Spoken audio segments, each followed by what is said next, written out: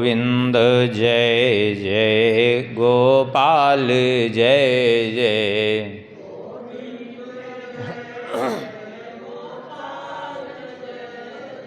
श्री राधा रमण हरि गोविंद जय जय।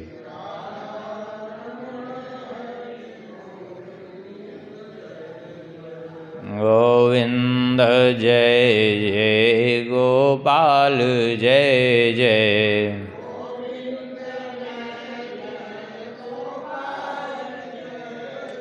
श्री राधा रमण हरि गोविंद जय जय।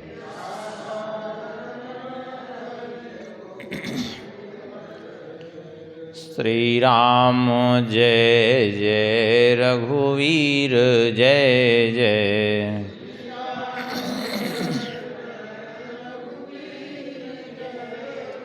सीतारमण श्री रघुनाथ जय जय।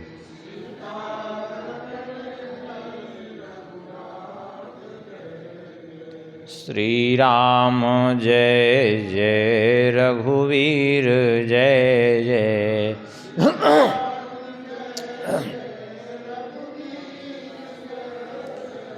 सीतारमण श्री रघुनाथ जय जय।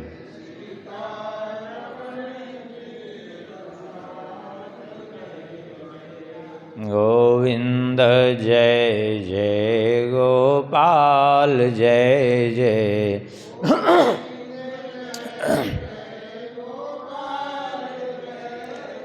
श्री राधा रमण हरि गोविंद जय जय।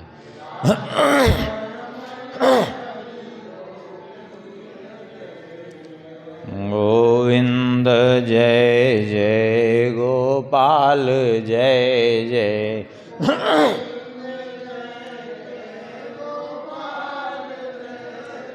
श्री राधा रमण हरि गोविंद जय जय।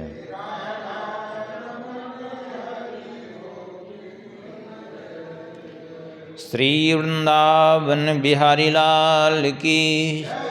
श्री राधा श्याम सुंदर भगवान की। श्री सिद्धि सदन बिहारी बिहारणी जू की। श्री हृदय बिहारी बिहारणी जू की। श्री कनक भवन बिहारी बिहारणी जू की। श्री राधा श्याम सुंदर भगवान की। श्री हनुमान जी महाराज की। श्री अयोध्या धाम की। श्री सरजू मैया की। परम पावन ग्रंथ श्री गर्ग संहिता की। श्री गर्गाचार्य जी महाराज की। श्री नारद जी महाराज की। श्री सुखदेव भगवान की। श्री व्यास भगवान की। सब श्री सद्गुरुदेव भगवान की। सब संत भगवान की। सब भक्त भगवान की। जय जय श्री सीताराम। जय जय श्री राधेश्याम। नमः पार्वती पतये हर हर महादेव।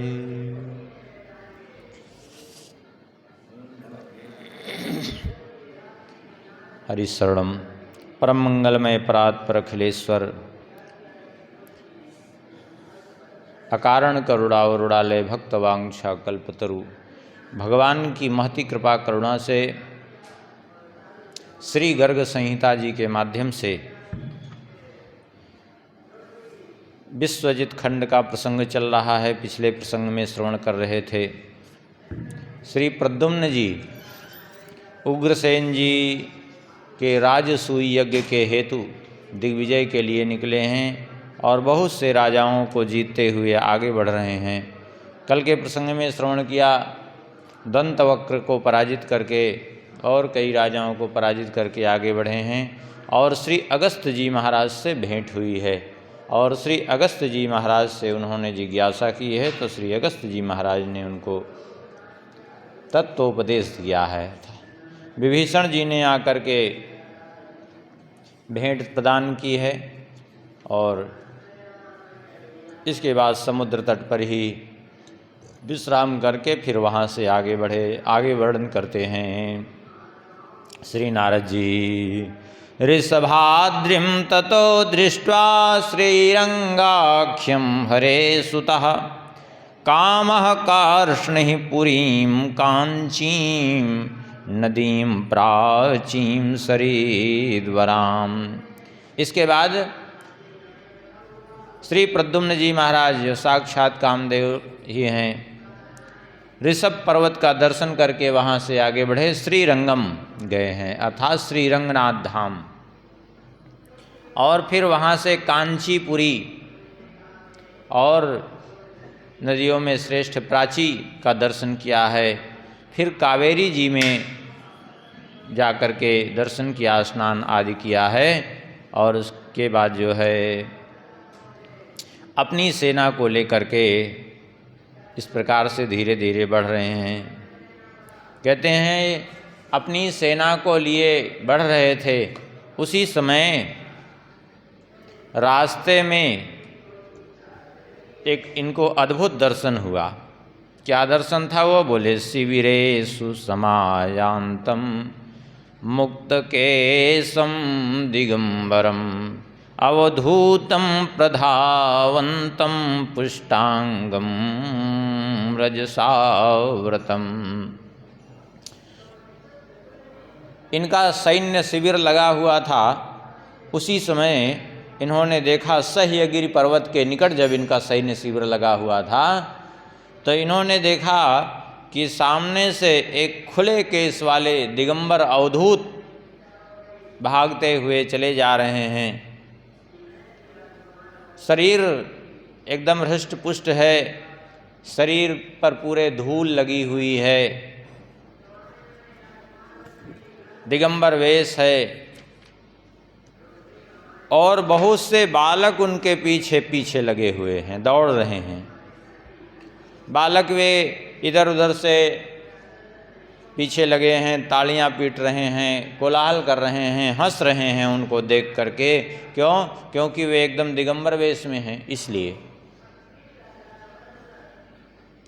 उन अवधूत को देख करके श्री प्रद्युम्न जी ने उद्धव जी से कहा, हे उद्धव जी महाराज, कोयम पुष्ट वपुर्धावन बालोन्मत्त पिशाचवत् तिरस्कृतोऽपि हसति जनैरानंदवान महान।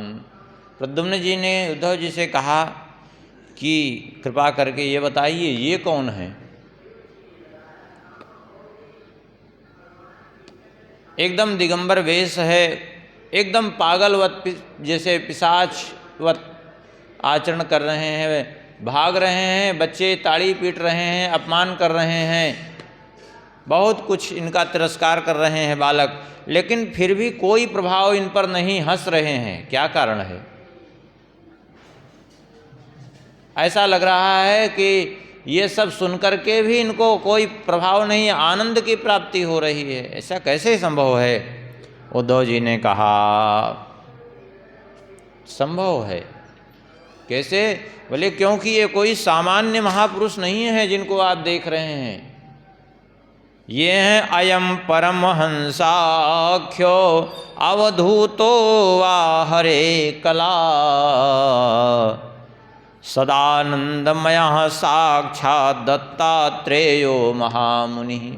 ये कोई सामान्य नहीं है, स्वयं भगवान के अवतार दत्तात्रेय भगवान हैं ये, जिनकी सेवा करके बहुतों ने अद्भुत अद्भुत सिद्धियां प्राप्त की हैं। ये कोई सामान्य महापुरुष नहीं है, इसलिए इनके ऊपर कोई प्रभाव नहीं, जिनके ऊपर मान अपमान का किसी चीज़ का कोई प्रभाव नहीं, हमेशा ऐसे आनंद में रहते हैं ये। क्यों?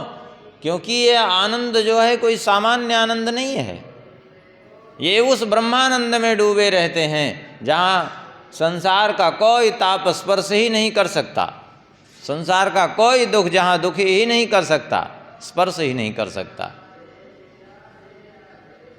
यस्य प्रसादात् परमां सिद्धिं प्रापुः परे नृपा सहस्रार्जुन मुख्याये यदुकायादवादया।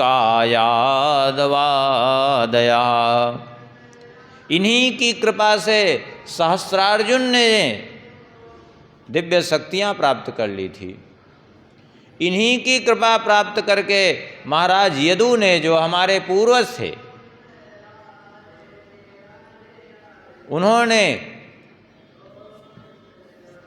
अपने को जीवन मुक्त बना लिया। इन्हीं के उपदेश से वे जीवन मुक्त हो गए थे। इन्हीं की कृपा प्राप्त करके प्रहलाद जी महाराज निश्चिंत होकर के भगवान के चिंतन में डूबे रहते हैं। कहते हैं और भी बहुत से ऐसे लोगों ने इनकी सेवा करके परम सिद्धियां प्राप्त की हैं। सुन करके श्री प्रद्युम्न जी महाराज ने कहा, अब तो हमारा सौभाग्य है कि ये हमारे सामने आ ही गए हैं, तो हमें चल करके इनकी पूजा करनी चाहिए।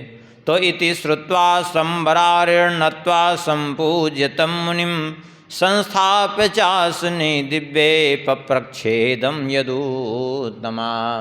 अब तो जाकर के आदरपूर्वक चरणों में साष्टांग वंदन किया है प्रद्युम्न जी ने, ले आकर के बढ़िया सुंदर आसन पर बिठाया है, उनका पूजन किया है, और पूजन करके फिर बड़े श्रद्धापूर्वक जिज्ञासा की है, प्रश्न किया है। भगवन् मे हृदयस्थिं थं वै संदेहं नाशय प्रभो जगतो ब्रह्म मार्गास्य हेत्वन्तं ब्रूहि तत्त्वता। प्रद्युम्न जी ने कहा, हे भगवान, मेरे हृदय में एक संदेह है, कृपा करके इस संदेह का विनाश कर दीजिए।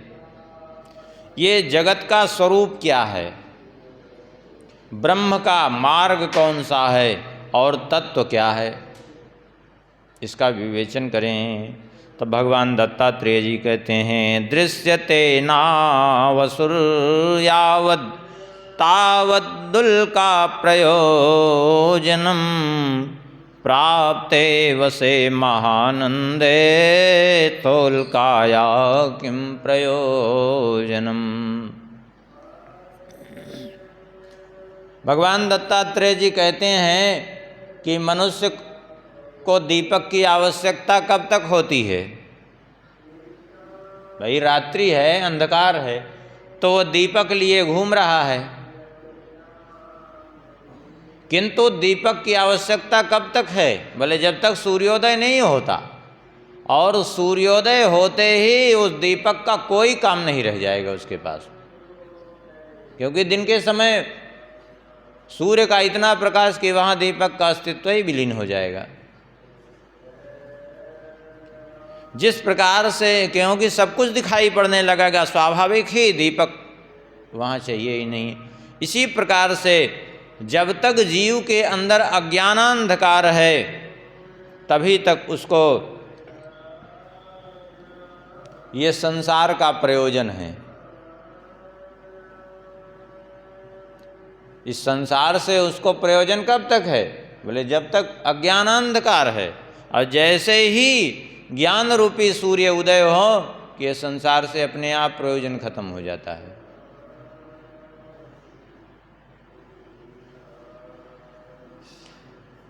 ऐसे ही जब तक तत्व ज्ञान नहीं हुआ, जब तक परब्रह्म परमात्मा का ज्ञान नहीं हुआ, तभी तक जगत से प्रयोजन है, अन्यथा इस जगत से प्रयोजन खत्म हो जाता है।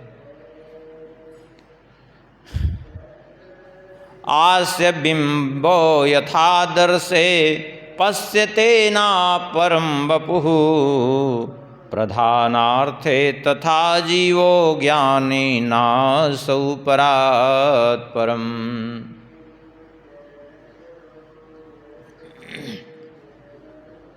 जैसे दर्पण में खड़े हो जाएं, दर्पण में खड़े होंगे तो उसमें प्रतिबिंब किसका दिखेगा?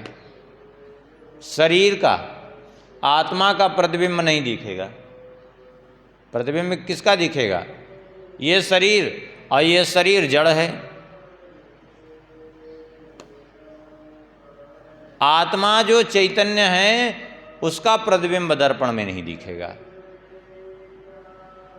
उसी प्रकार से हम इस भौतिक दृष्टि से ये संसार रूपी दर्पण में देखना चाहते हैं तो हमें ये संसार ही दिखता है। ये शरीर से संबंधित पदार्थ दिखते हैं, लेकिन वह परमात्मा तत्व तो हमें नहीं दिखता।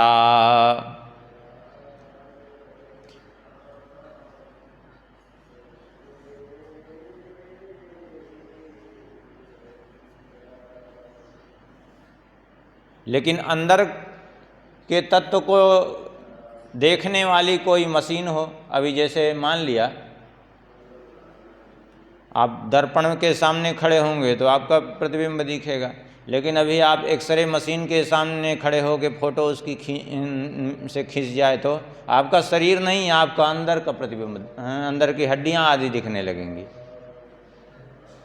बाहर का नहीं दिखेगा। फिर ऐसे ही जब परमात्मा तत्व का साक्षात्कार हो जाए तो फिर अंतर का चेतन परमात्मा ही दिखेगा, बाहर का सब कुछ अदृश्य हो जाएगा।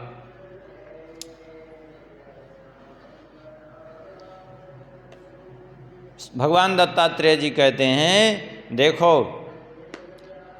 वास्तविकता तो यही है कि जो कुछ हम देख रहे हैं इस भौतिक दृष्टि से, भौतिक दृष्टि से भौतिक पदार्थ दिखेंगे, क्योंकि ये पंचभूत से प्राप्त दृष्टि है तो पंच भौतिक वस्तुएं ही देखेंगी। परमात्मा दिव्य है तो उसको देखने के लिए भी दिव्य दृष्टि की ही आवश्यकता है, और वह दिव्य दृष्टि कैसे मिलेगी? भगवान से ही मिलेगी, भगवान की कृपा से ही वह प्राप्त होती है। भगवान स्वयं कहते हैं ना अर्जुन से, दिव्यम ददामि ते चक्षुः पश्य मे योगमैश्वरम। गीता में कहते हैं कि हे अर्जुन, मैं तुम्हें दिव्य नेत्र प्रदान करता हूँ जिससे तुम मेरे वास्तविक स्वरूप को देख सकते हो। और फिर अपना वास्तविक स्वरूप भगवान ने दिखाने के लिए उनको दिव्य नेत्र प्रदान किए, इस दृष्टि से नहीं।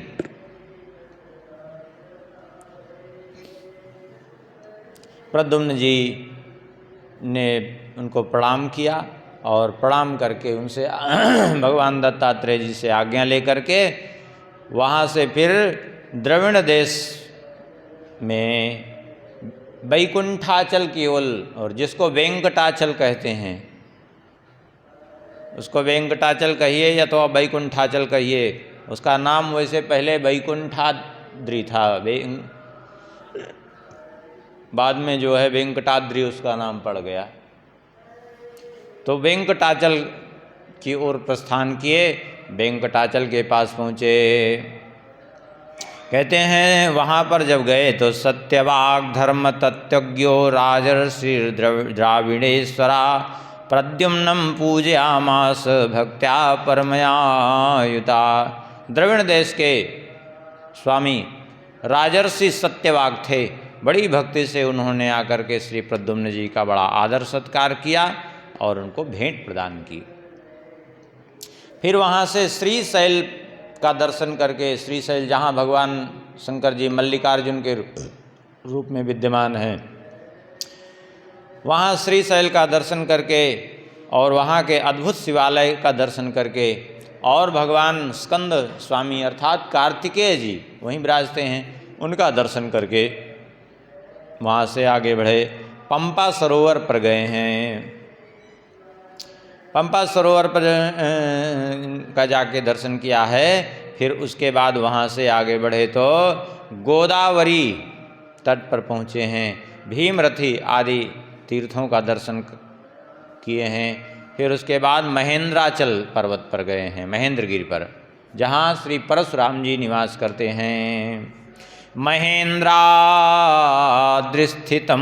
रामं भार्गवं क्षत्रियान्तकं नत्वा प्रदक्षिणीकृत्य तत्र तस्थौ हरे सुता। महेंद्रगिरी पर्वत पर गए हैं जहाँ क्षत्रियों का विनाश करने वाले भृगुवंशी श्री महाराज परशुराम जी विराजमान थे। जा कर के उन्हें प्रणाम किया है, उनकी परिक्रमा की है, साष्टांग वंदन करके खड़े हो गए। परशुराम जी ने आशीर्वाद दिया है और परशुराम जी ने कहा अब आप लोग आए हैं तो आज हमारा यहीं सत्कार स्वीकार करिए। अब वहाँ परशुराम जी तो तपस्या में, अब वहाँ सत्कार कैसे हो, इतने लोगों की इतनी बड़ी सेना है। परशुराम जी ने कहा उसकी चिंता करने की आपको आवश्यकता नहीं है। और फिर परशुराम जी ने अपनी योग शक्ति के प्रभाव से वहाँ सब कुछ प्रकट कर दिया, 56 भोग पूरे प्रकट कर दिए। ऐसे ऐसे व्यंजन प्रकट हुए, यहाँ सब लिखा है।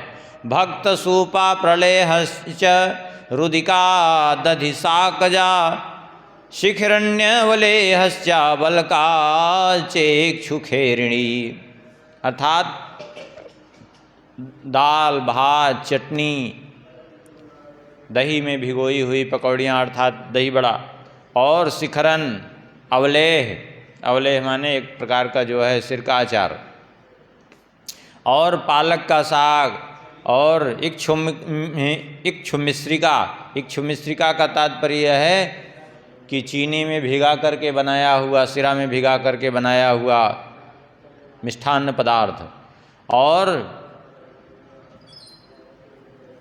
त्रिकोण शर्करा युक्तो बटको मधुशीर्षकः फेणिका चोपृष्टश्च सतपत्र सछिद्रकः।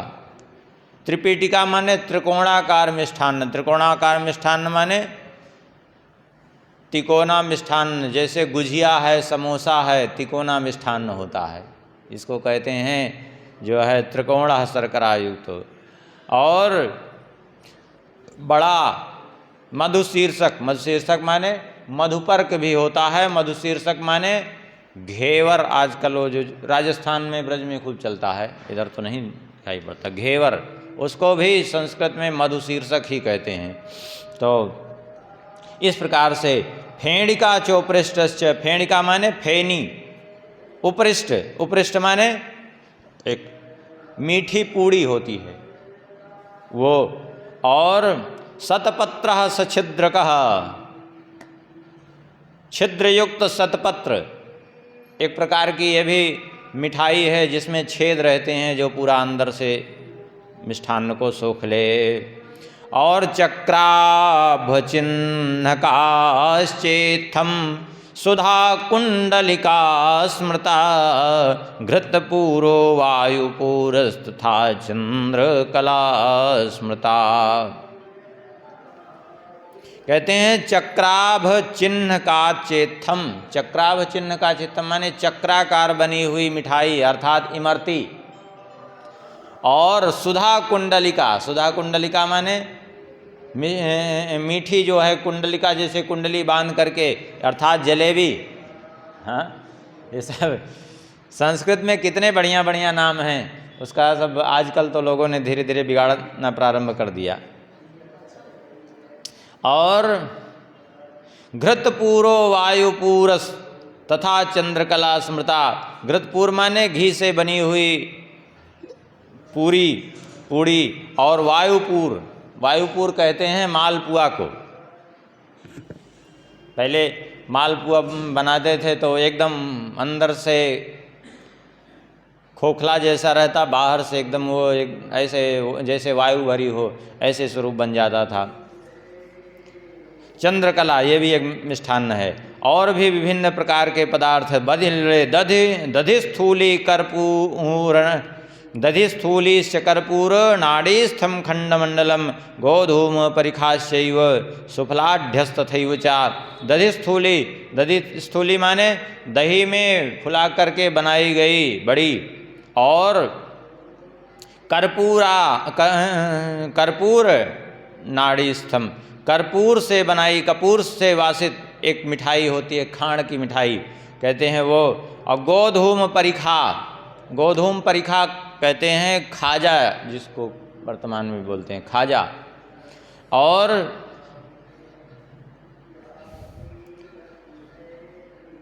कहाँ गए, और इसके साथ सुफलाढ्यास तथैव, और विभिन्न प्रकार के उत्तम पकवान, सुंदर फल।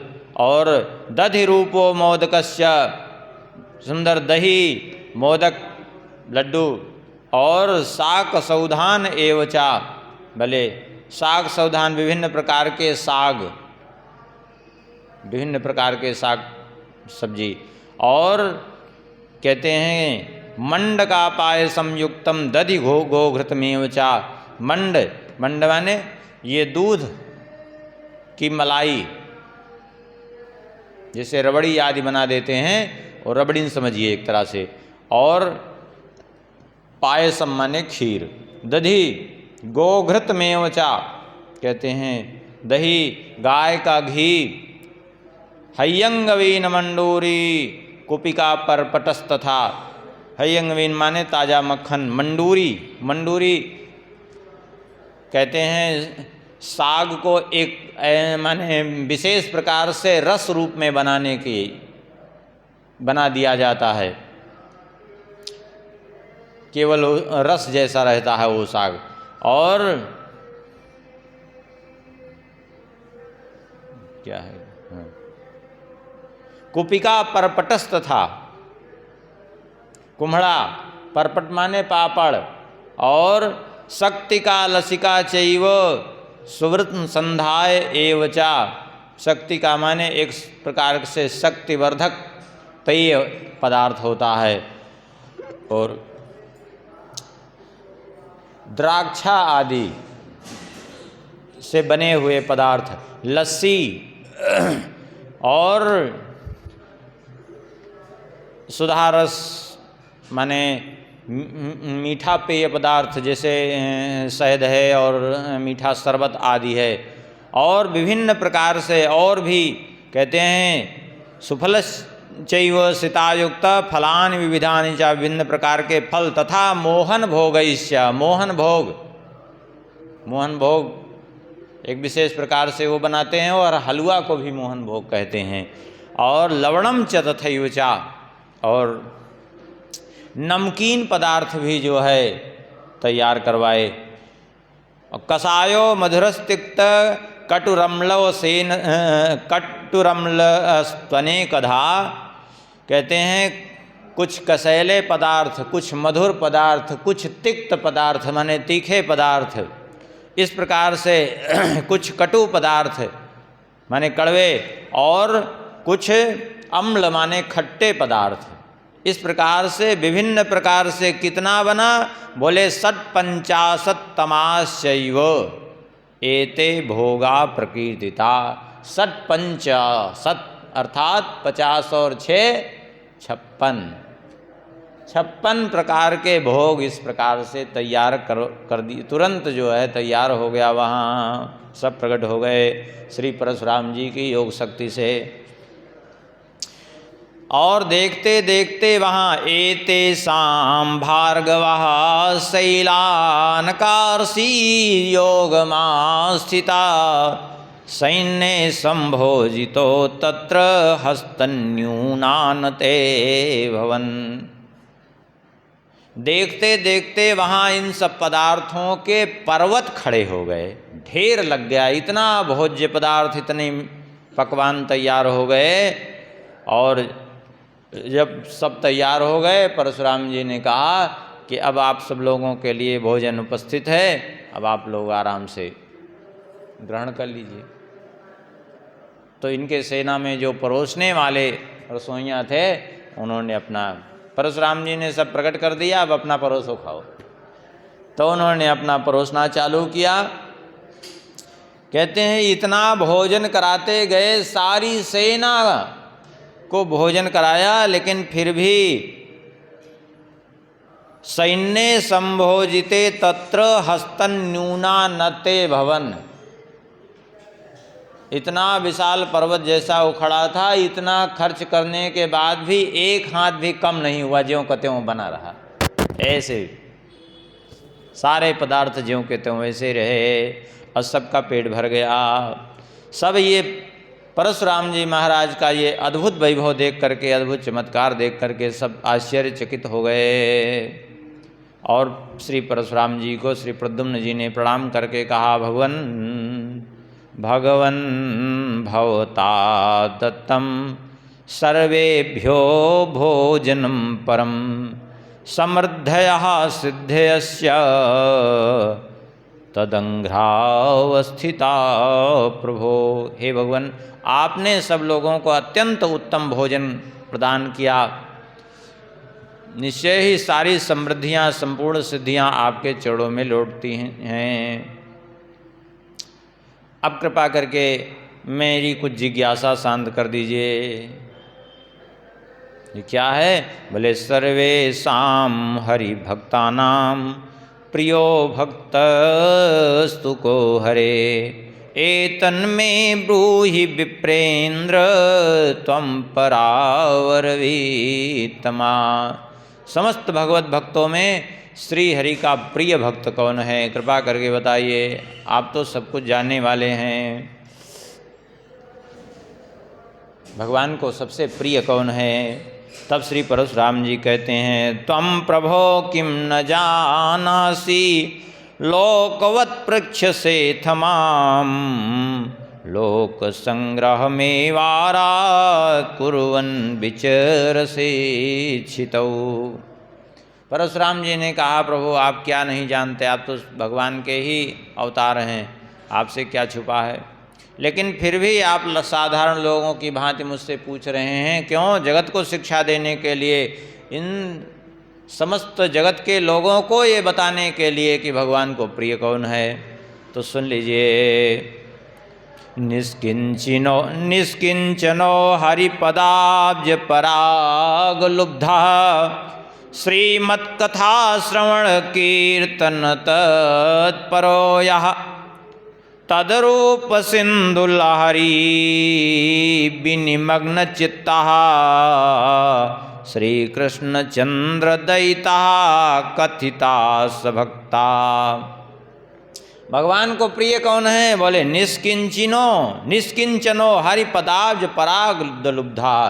कहते हैं जो निष्किंचन है, अर्थात जिसके पास भगवान के अतिरिक्त अपना कुछ कहलाने को कुछ है ही नहीं है, और भगवान के चरण अरविंद के पराग में ही जो लुब्ध है, अर्थात भगवान के चरणारविंद मकरंद का ही जो एकमात्र लोभी है, और श्रीमत् कथा श्रवण कीर्तन तत्परो यः, और जो भगवान के कथा कीर्तन के कथन श्रवण में निरंतर तत्पर रहने वाला है, और तदरूप सिंधु लहरी विनिमग्न चित्ता, और जो भगवान के रूप सिंधु में, भगवान के रूप सिंधु की लहर में ही जिसका चित्त सदा सर्वदा निमग्न रहता है, वही श्री कृष्ण चंद्र दयिता कथिता सभक्ता। वही भक्त भगवान को अत्यंत प्रिय है, अर्थात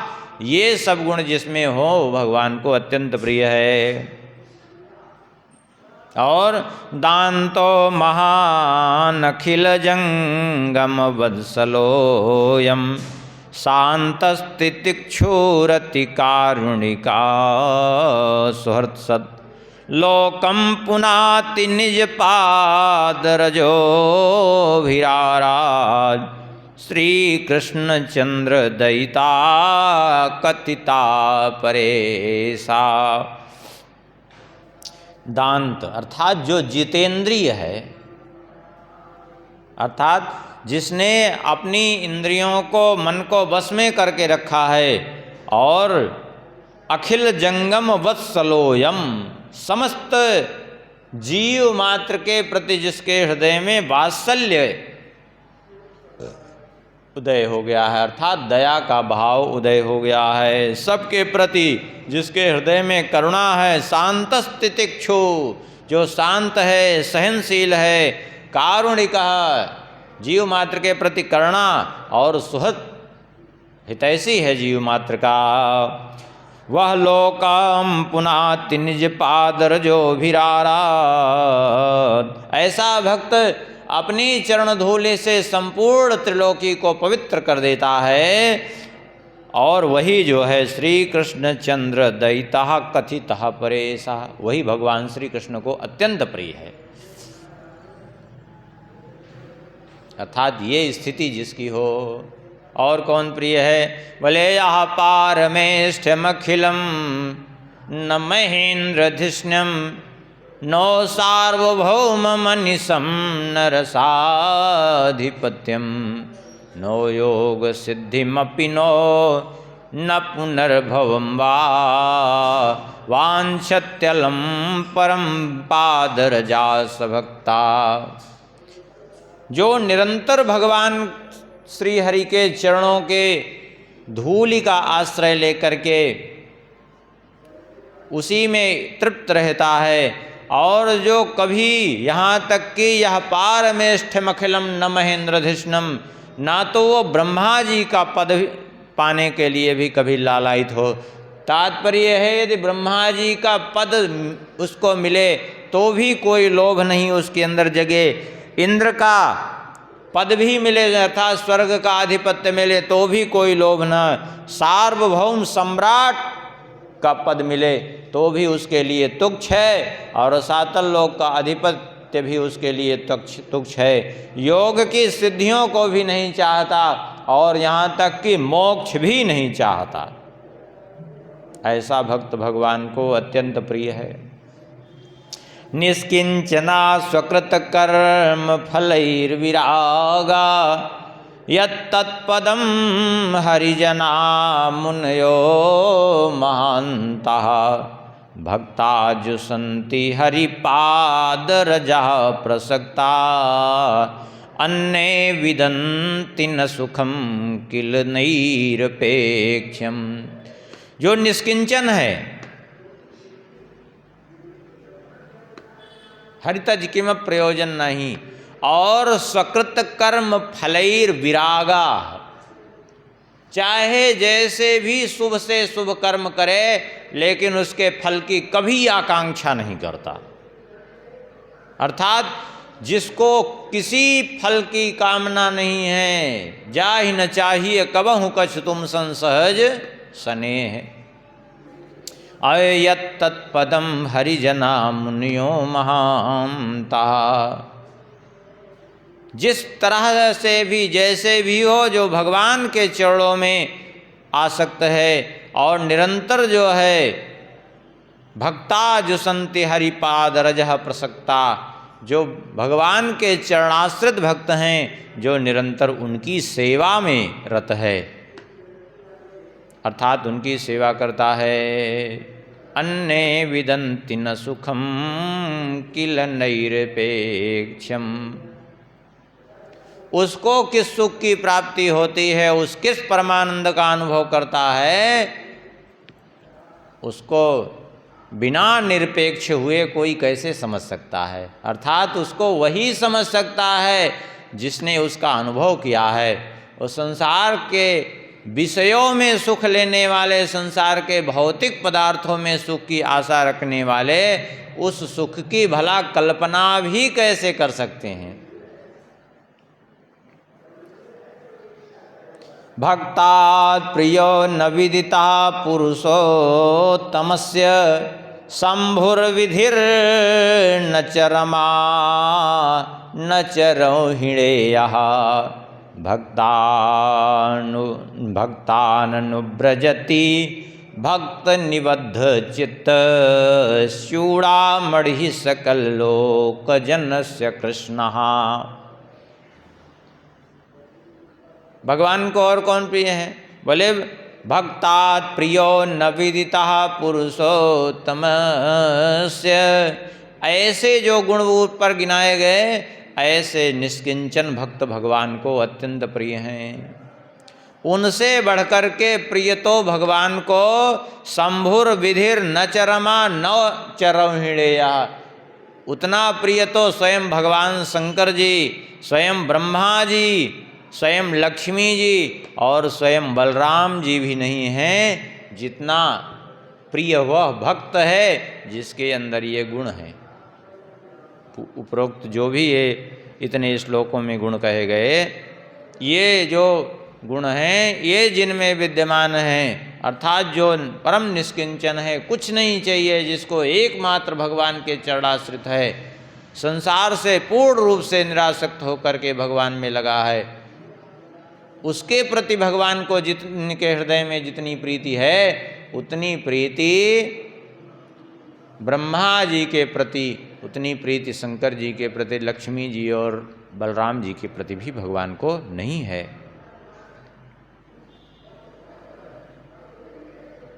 क्यों? क्योंकि भक्त से बढ़कर के भगवान के लिए प्रिय कोई नहीं है। सबसे बड़ा प्रिय भगवान के लिए कोई है तो उनका भक्त ही है।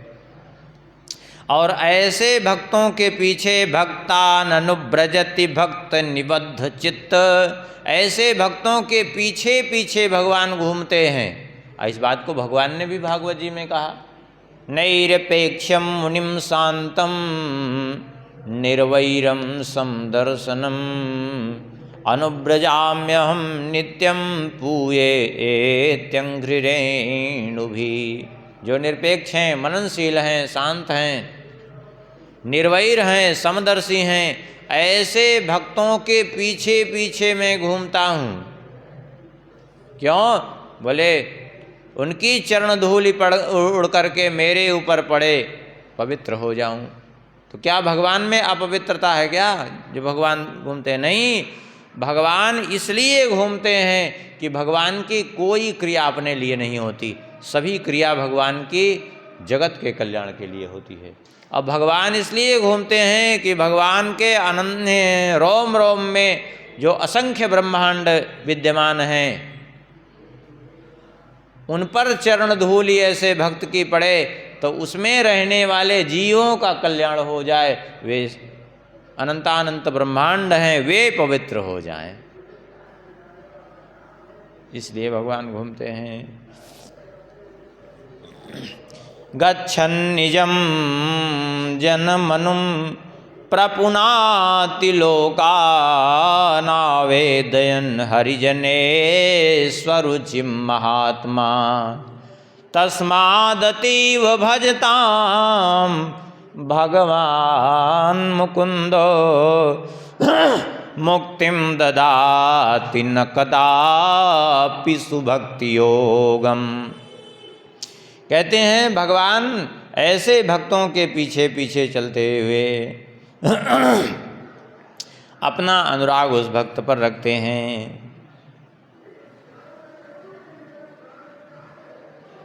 और भगवान जो है इसीलिए भक्त के पीछे भगवान घूमते हैं। कहते हैं इसीलिए भगवान जल्दी भक्ति नहीं देते। मुक्तिम ददाति न कदापि सुभक्ति योगम। मुक्ति भगवान सहज में दे देते हैं, लेकिन भक्ति योग इतना जल्दी नहीं देते। भक्ति प्राप्त करना इतना सहज नहीं। अरे जिनको भक्ति प्राप्त है वे भी सोचते हैं हमें भक्ति नहीं प्राप्त है। देखिए भगवान शंकर जी भी बार बार भक्ति मांगते हैं, हे प्रभु हमें भक्ति प्रदान कर दीजिए। नारद जी भी मांगते हैं, सनकादिक भी बार बार यही कहते हैं, देहु भगति रघुपति अति पावन त्रिविध ताप भवदापुन सावन। अब आजकल ऐसी बाढ़ आई है लोगों में, कहना तो नहीं चाहिए, सभी अपने को ये सिद्ध करना चाहते हैं कि हमें पूरा प्रेम प्राप्त हो गया है। वो विशुद्ध जो है प्रेम लक्षणा भक्ति, वो सब बेमतलब की बात है। ये भक्ति, ये प्रेम जो है ये प्रदर्शन नहीं है। प्रदर्शन से किसी को प्रेम नहीं प्राप्त होता। ये लोक में भले लोग छलावा कर सकते हैं, लेकिन इसका परमार्थ में कोई महत्व नहीं है। सीधी बात है। आजकल हर चीज को लोगों ने एक तमाशा बना के रख दिया। प्रदर्शन को ही लोग समझते हैं। अचल आधुनिक दुनिया है इसलिए समझ नहीं पाती, ऐसे लोगों को मान लेती है कि हाँ ये तो बड़े सिद्ध हैं, और जहाँ भीड़ देखी वहीं टूट पड़ी। ये सब दुनिया को मूर्ख बनाया जा सकता है, इससे भगवान को नहीं। इसका कोई महत्व नहीं है परमार्थ में। सब चीज़ को लोगों ने व्यवसाय बना के रख दिया। भगवान की भक्ति को भी व्यवसाय बना के रख दिया, कथा को भी व्यवसाय बना के रख दिया। पहले कथा होती थी, क्या उद्देश्य रहता था? भगवान ने ये वाणी दी है, ये शरीर दिया है, कम से कम इसके द्वारा भगवान का कुछ गुणगान हो जाए।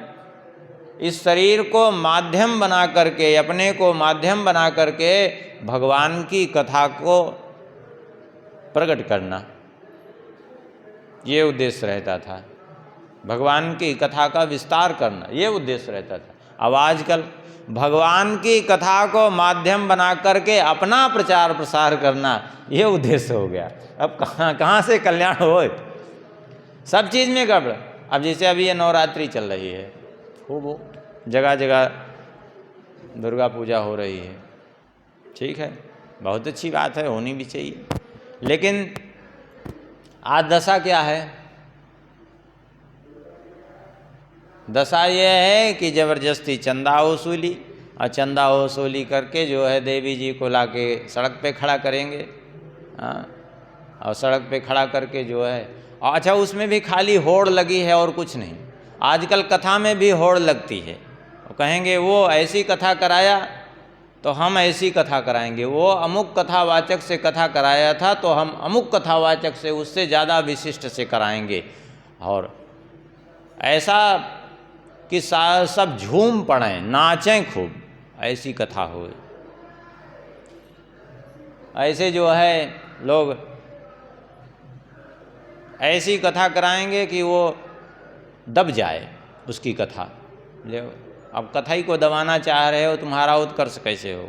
ऐसे लोग जो है खूब जगह जगह, देखिए आजकल सड़कों पे खूब जगह जगह भगवती की मूर्ति ला करके विराजेंगे। बोले ऐसी मूर्ति लगाओ, ऐसा सजाओ कि वो पड़ोसी के देवी जो है हमारे सामने डाउन पड़ जाए। अरे अपने सामने देवी को तुम डाउन करना चाह रहे हो, तुम्हारा उद्धार कहाँ से होगा? अब बताओ, माने मूर्खता की पराकाष्ठा लोगों में भरी है। और इस तरह से लोगों को करेंगे, और वहीं जो है केवल उठ पटांग वो करने के बाद, और फिर पैसा जो बचेगा उसका अपना, जो नहीं पीना चाहिए वो पिएंगे, जो नहीं खाना चाहिए वो खाएंगे, मस्त होकर के अपना। क्या मतलब है ये क्या है? ये भक्ति वक्ति नहीं है, ये बेमतलब का तमाशा है और कुछ नहीं है।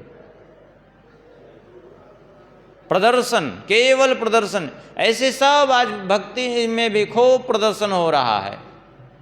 आओ हम तुमको जो है सीधा सिद्ध बना देते हैं, ये सब बेमतलब की बात।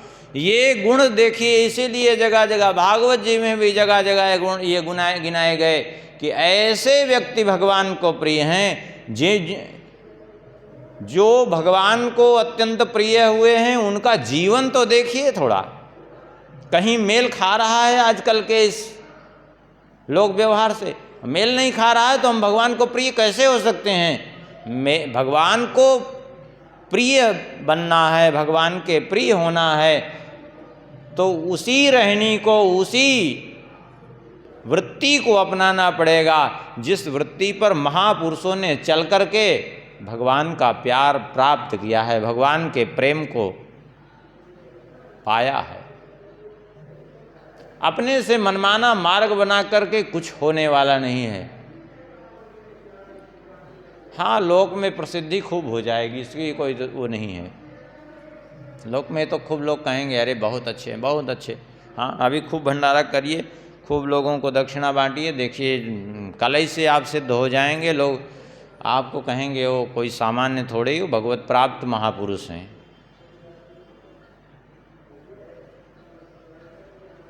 क्या मतलब? किसी के कहने से आप भगवत प्राप्त हो नहीं जाएंगे, किसी के कहने से आप सिद्ध हो नहीं जाएंगे, तो फायदा क्या है? केवल यहाँ की लोकेशना अभिमान दे देगी, बस बाकी कुछ नहीं हाथ लगेगा। इसलिए ये सब, इसीलिए भक्त जो है सदा रहें अपनपौ दुराए, अपने आप को हमेशा छुपा के भक्त रखे हैं। भगवान भक्ति योग जल्दी क्यों नहीं देते? मोक्ष दे देते हैं। इसी बात को भागवत जी में भी कहा है, पंचम स्कंद में, मुक्तिम ददाति करहिच स्मन भक्ति योगम। मुक्ति भगवान दे देते हैं, भक्ति जल्दी नहीं देते, क्योंकि भक्ति जिसको देते हैं भगवान भक्ति के अधीन होते हैं, और अधीन होने के कारण भक्त की भी अधीनता स्वीकार कर लेते हैं भगवान। कोई सामान्य व्यक्ति भी जल्दी अधीन नहीं होना चाहेगा, भगवान क्यों अधीन होना चाहेंगे, लेकिन जिसको भगवान भक्ति दे देते हैं भगवान उसके अधीन हो जाते हैं, इसलिए जल्दी भक्ति नहीं देते भगवान। इस प्रकार से श्री परशुराम जी से उपदेश प्राप्त करके श्री प्रद्युम्न जी ने प्रणाम किया परशुराम जी को, और वहाँ से फिर पूर्व दिशा की ओर प्रस्थान किया। पूर्व दिशा की ओर प्रस्थान करके आगे बढ़े, कहाँ? गंगा सागर पहुँचे। प्राच्याम दिशि राजन गंगा सागर संगमम, गंगा सागर संगम की ओर प्रस्थान किया है। दिग्जयस्य मिषेणासौ भूभारं भारयन्मुहो प्रद्युम्नो भगवान साक्षात् अंगदेशम ततो यो। दिग्विजय के बहाने भूभार हरण करते हुए श्री प्रद्युम्न जी महाराज अंगदेश गए। अंगदेश का स्वामी वन में विहार करता था, उसको जाकर के पकड़ा, उसने भी ला करके प्रद्युम्न जी को भेंट दी। फिर उड्डीस डामराधीशो बृहद्बाहुर्महाबलः न ददौ सबलिम तस्मै प्रद्युम्नाय मदोत्कटा। उसके बाद उड्डीस डामर देश का राजा, उड्डीस डामर माने उड़ीसा। पूर्व में ग्रंथों में उड्डीस डामर और उत्कल शब्द उड़ीसा के लिए आया है, वर्तमान में उसका नाम उड़ीसा हो गया है। तो उड़ीसा का राजा था उस समय बृहद्बाहु। बृहद्बाहु ने प्रद्युम्न जी को भेंट नहीं दी।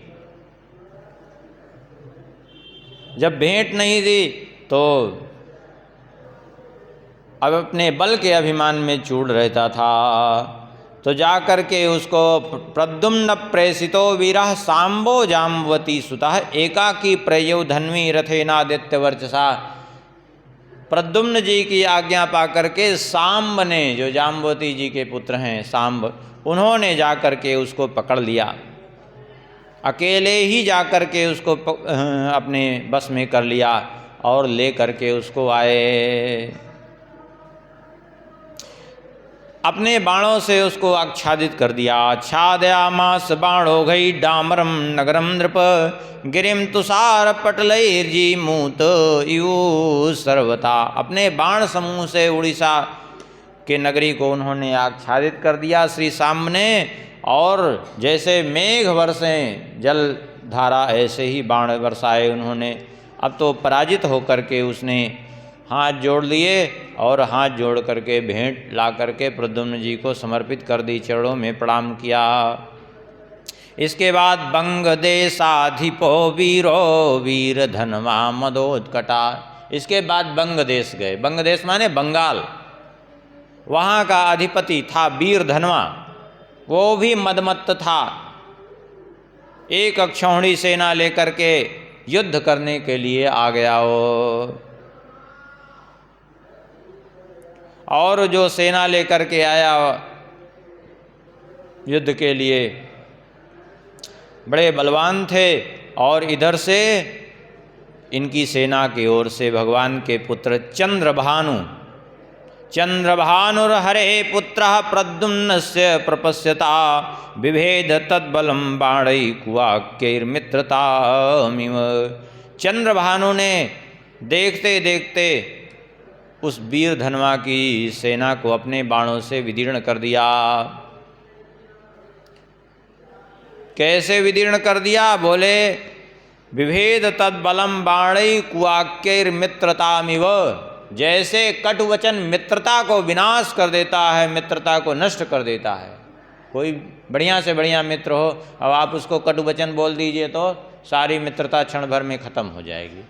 ऐसे ही जैसे कटुवचन मित्रता का विनाश कर देती है, ऐसे ही उसकी सेना का ये विनाश करने लगे। अब तो करिणाम बाण भिन्नानाम शिरसो मौक्तिकानि चा प्रस्फुरन्ति निपेतु कौ रात्रौ तारागणा इव। बड़े बड़े मदमत्त गजराजों के मस्तक को इन्होंने विदीर्ण कर दिया, और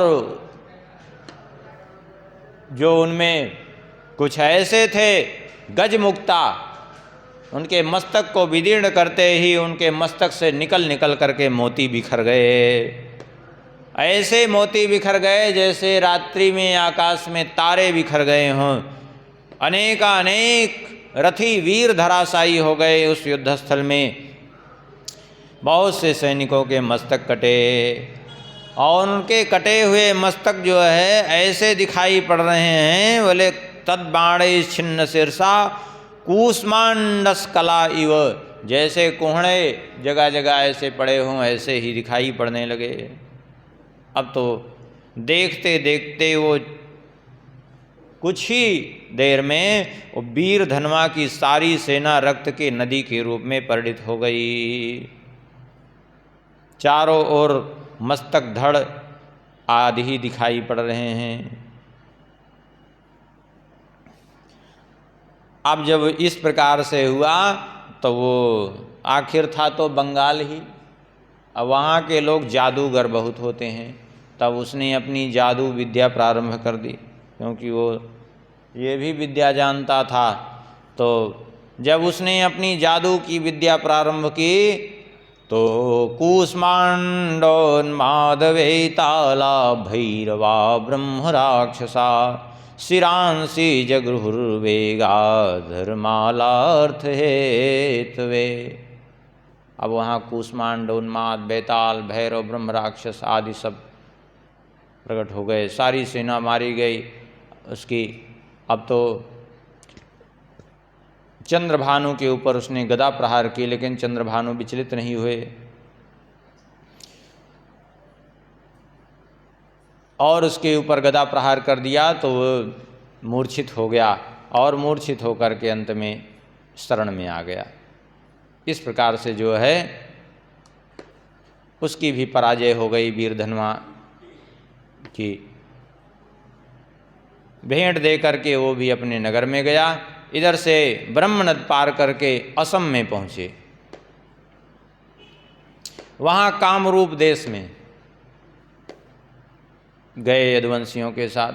वहाँ का वो कामरूप का राजा इन पुंड्र, ये बड़ा विचित्र, इंद्रजाल में बड़ा प्रवीण व्यक्ति था।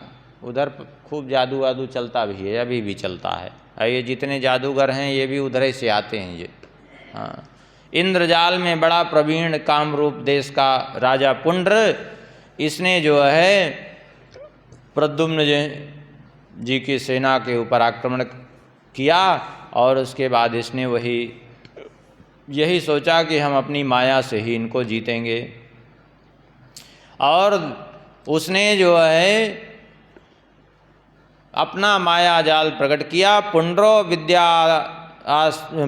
विद्याश्चकारासु पैसाचो रग राक्षसी ततो गुह्य गंधर्वा सर्वतो मैथिलेश्वर। उस पुंड्र ने विभिन्न प्रकार से पिशाच, नाग, राक्षस की माया प्रकट की, और तमाम गुह्य गंधर्व और कच्चे मांस चबाने वाले पिशाच प्रकट हो करके दौड़ने लगे। आकाश से अंगारों की वर्षा होने लगी उसके उस इंद्रजाल के प्रभाव से, अर्थात उसके जादू के प्रभाव से। अब वो जादू से तो अच्छे अच्छे मोह में पड़ जाते हैं, क्योंकि वो प्रत्यक्ष ही दिखाई पड़ता है सब कुछ हो। यद्यपि वो सब असत होता है, लेकिन फिर भी दिखाई तो पड़ता है, उससे प्रभावित तो लोग होते ही हैं। अब तो इस प्रकार से जो है यदुवंशियों की सेना पर विष वमन करने वाले सर्प तमाम प्रकट हो गए, फुफकार करते हुए टूट पड़े इनकी सेना पर, प्रद्युम्न जी की सेना पर।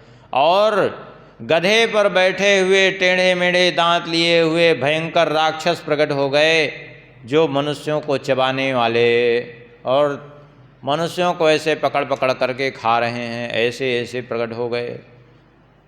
बहुत से सिंह के समान मुख वाले यक्षाश्च सिंह वदना तुरंग वदना नृप, बहुत से यक्ष प्रकट हो गए जो सिंह के समान मुख वाले, और बहुत से किन्नर जो घोड़े के समान मुख वाले प्रकट हो गए। और मारो काटो कहते हुए उस युद्ध क्षेत्र में विचरने लगे। अब तो क्षण मात्रेण मेघानाम समूहैश्छादितं नभः अंधकारो यभूद राजन रजसा वातवेगता। क्षण मात्र में ही आकाश पूरा मेघाच्छन्न हो गया उसके जादू के प्रभाव से, और धूल ही धूल चारों ओर। अब तो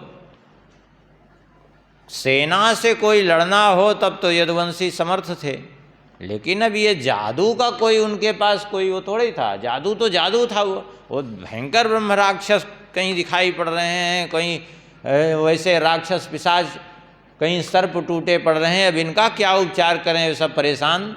और इतना अंधेरा हो गया कि किसी को कुछ दिखाई ही नहीं पड़ रहा है, सब अत्यंत व्यथित हो गए। अस्त्र शस्त्र सबके हाथ से छूट गए। अब क्या करें, किसी ने जानबूझ करके अस्त्र शस्त्र छोड़ दिया। अब वो सर्प टूट रहे हैं, उनसे रक्षा करें कि अस्त्र संभालें। बड़ी विचित्र स्थिति हो गई।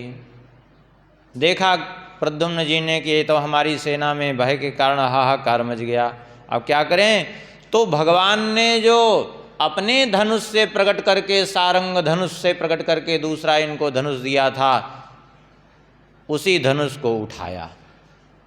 भगवान का वो दिव्य धनुष था, उसी धनुष को उठाया और उस पर बाण चढ़ा करके इन्होंने सात्विक महाविद्या मंत्र का प्रयोग करके छोड़ दिया। और जैसे ही सात्विक महाविद्या मंत्र से प्रयोग करके बाण छोड़ा, वैसे ही देखते देखते सारा वो आकाश का बादल भी छिन्न भिन्न हो गया, सब गायब हो गया। पिशाच, नाग, यक्ष, राक्षस सब विलीन हो गए एक क्षण में उसके प्रभाव से। क्योंकि सात्विकी विद्या के आगे ये तामसी विद्या नहीं टिकती है।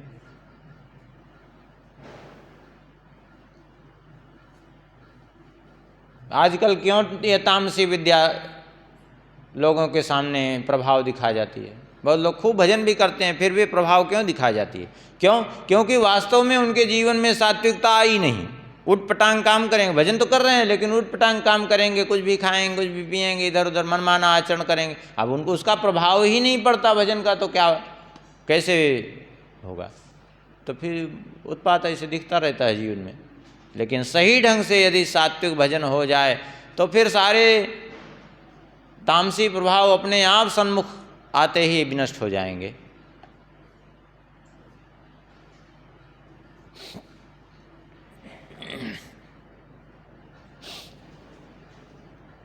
अब तो जो है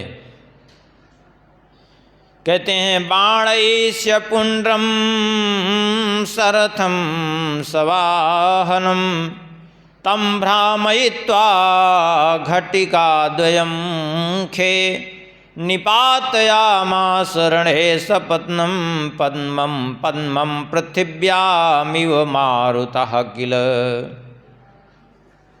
प्रद्युम्न जी ने कहा, अब तुमने हमारी सेना की जैसी दशा की है, अब हम भी तुम्हारी दशा अभी करते हैं। अब देखते हैं तुम्हारा जादू कहाँ तक काम करता है। तो प्रद्युम्न जी ने अपने बाण संधान करके और अपने दिव्यास्त्र का प्रयोग किया तो वो सारी सेना आकाश में उड़ने लगी। अब वो सारी सेना जो है आकाश में 2 घड़ी तक अर्थात 48 मिनट तक वहीं चक्कर मारती रही सेना आकाश में इधर उधर। और चक्कर मारते मारते अंत में वो सारी सेना आके भूमि पर गिरी। कुछ मरे, कुछ मूर्छित हुए और राजा पुंड्र भी मूर्छित हो गए। जब उनकी मूर्छा दूर हो गई तो आके चुपचाप चरणों में पड़े, शरण में आ गए इनकी। त्राहिमाम कह करके और भेंट के रूप में 1 लाख घोड़े 10,000 हाथी प्रदान किए। इसके बाद वहाँ से जीत करके अपनी सेना को लेकर के स्वर्ण नद और विपाशा, जिसको व्यास नदी बोलते हैं, पार करके कैकेय देश पहुँचे अर्थात कश्मीर की ओर। वहाँ जाकर के केकयस्याधिपो राजा धृष्टकेतुर्महाबलः वसुदेवस्वसु साक्षात् श्रुतकीर्ते पतिर्महान।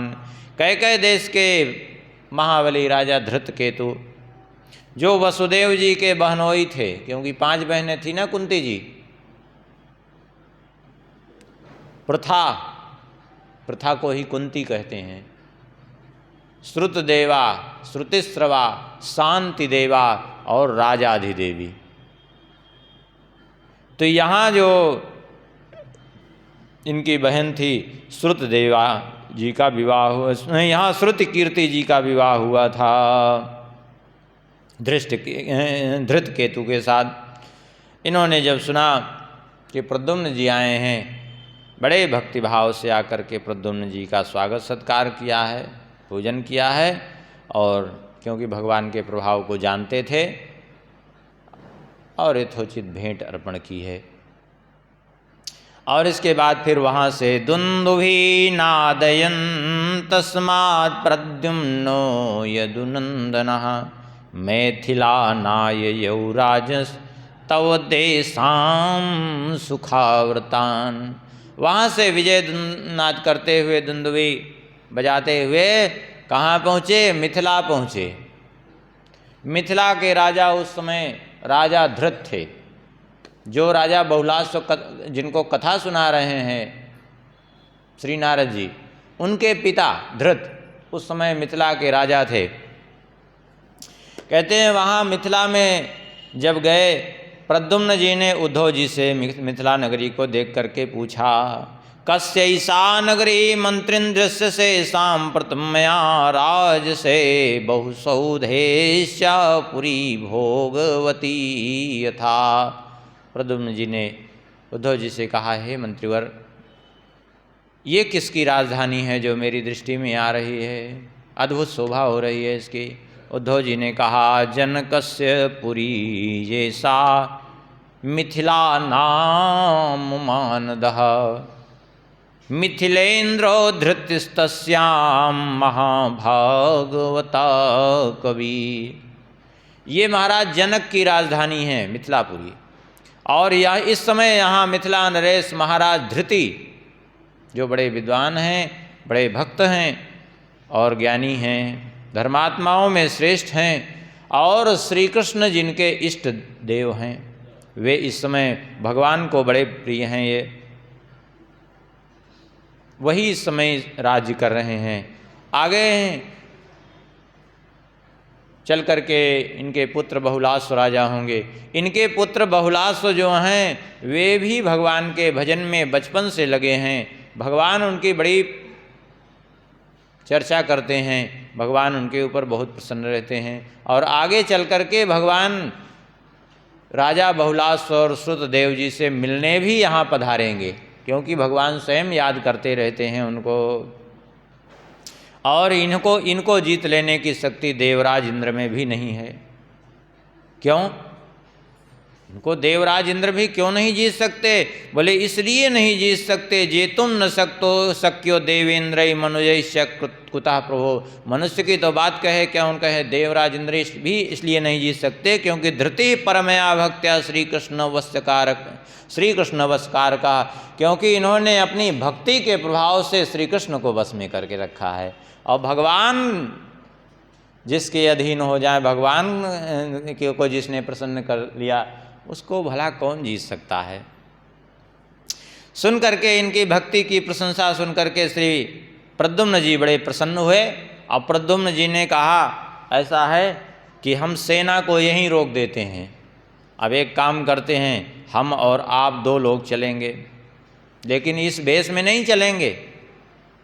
फिर प्रद्युम्न जी ने ब्रह्मचारी वेश बना लिया और उद्धव जी बन गए उनके शिष्य। माने बस 2 ही लोग गए मिथिलापुरी, ब्रह्मचारी जी और उनके शिष्य। ब्रह्मचारी के रूप में प्रद्युम्न जी और उनके शिष्य के रूप में श्री उद्धव जी महाराज।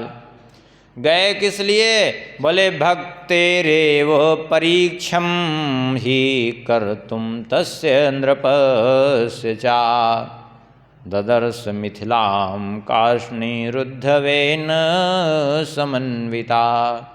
चल करके इस मिथिलापुरी को देखेंगे, राजा धृति का दर्शन भी करेंगे और इनके भक्ति की भी परीक्षा ले लेंगे। इधर सभी को जो है रोक दिया था। मिथिलापुरी के बाहर सारी सेना पड़ी थी। ये बात किसी से वहाँ भी नहीं कहा और वहाँ से चल पड़े ये दोनों लोग। पहुँचे तो देख रहे हैं मिथिलापुरी में बड़े बड़े वीर हैं, कवच से शस्त्र से सुसज्जित हैं, सभी के मस्तक पर माला है, अरे तिलक है, सुंदर जो है सबके गले में तुलसी की माला सुशोभित हो रही है और सब के सब भगवान का नाम जप कर रहे हैं। हाँ, सभी भगवान के नाम जप में अत्यंत, जिसको देख रहे हैं उसी के मुख से श्री कृष्ण का नाम, श्री राम जी का नाम सुनाई पड़ता है। सबके द्वार पर भगवान के नाम अंकित हैं। सुंदर सुंदर श्री राम जी के, श्री कृष्ण के चित्र बने हुए हैं लोगों के घरों में। अद्भुत शोभा हो रही है वहाँ के घरों की। कुड्डे कुड्डे ग्रहाणाम च गदा पद्मानि मानद दशावतार चित्राणी शंख चक्राणी यत्र वै। घरों में दीवार पर गदा के, पद्म के चित्र बने हुए हैं। 10 अवतार के भगवान के चित्र अंकित हैं। शंख चक्र के चिन्ह अंकित हैं। घर घर में जो है बढ़िया सुंदर तुलसी की शोभा हो रही है। श्री तुलसी जी के सुंदर सुंदर मंदिर बनाए गए हैं लोगों के घरों में। देख करके प्रद्युम्न जी का मन प्रसन्न हो गया। वाह, इतने दिनों से हम विजय करते घूम रहे हैं, बहुत अच्छी जगह पहुंचाए हम लोग। सब के सब माला तिलक संयुक्तान सर्वान भक्तान ददर्श तिलकैर्द्वादशाख्यैश्च युक्तै कुंकुम जैर्वृतान। सभी के मस्तक पर तिलक है, माला है। सभी तिलकैर्द्वादशाख्यैश्च 12 तिलक से युक्त हैं। सब 12 तिलक सब अपने शरीर में लगाए हुए हैं। कैसे तिलक? बोले केसर कुमकुम और गोपी चंदन मुद्राभिश्चर्चिता अंक्षांत विग्रहान ऊर्ध्वपुंड्रधरान विप्रान हरि मंदिर चित्रतान। बढ़िया सुंदर गोपी चंदन से तिलक लगा हुआ है, ऊर्ध्वपुंड धारण किए हुए हैं और कुमकुम केसर से तिलक लगा हुआ है। और जो है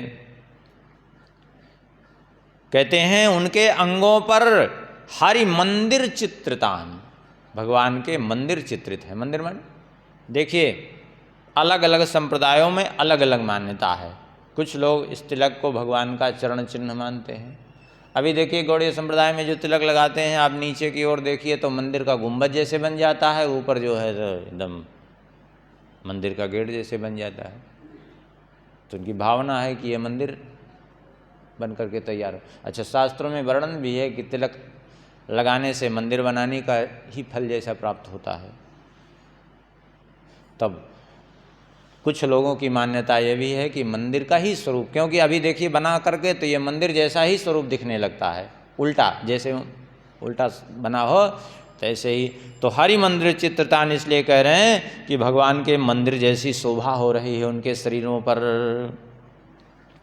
और इतना ही नहीं, गदा मुद्राम ललाटे चा ऊर्ध्वम च हरिनामतः शंखम चक्रम च कमलम कूर्मम मत्स्यम भुजद्वये।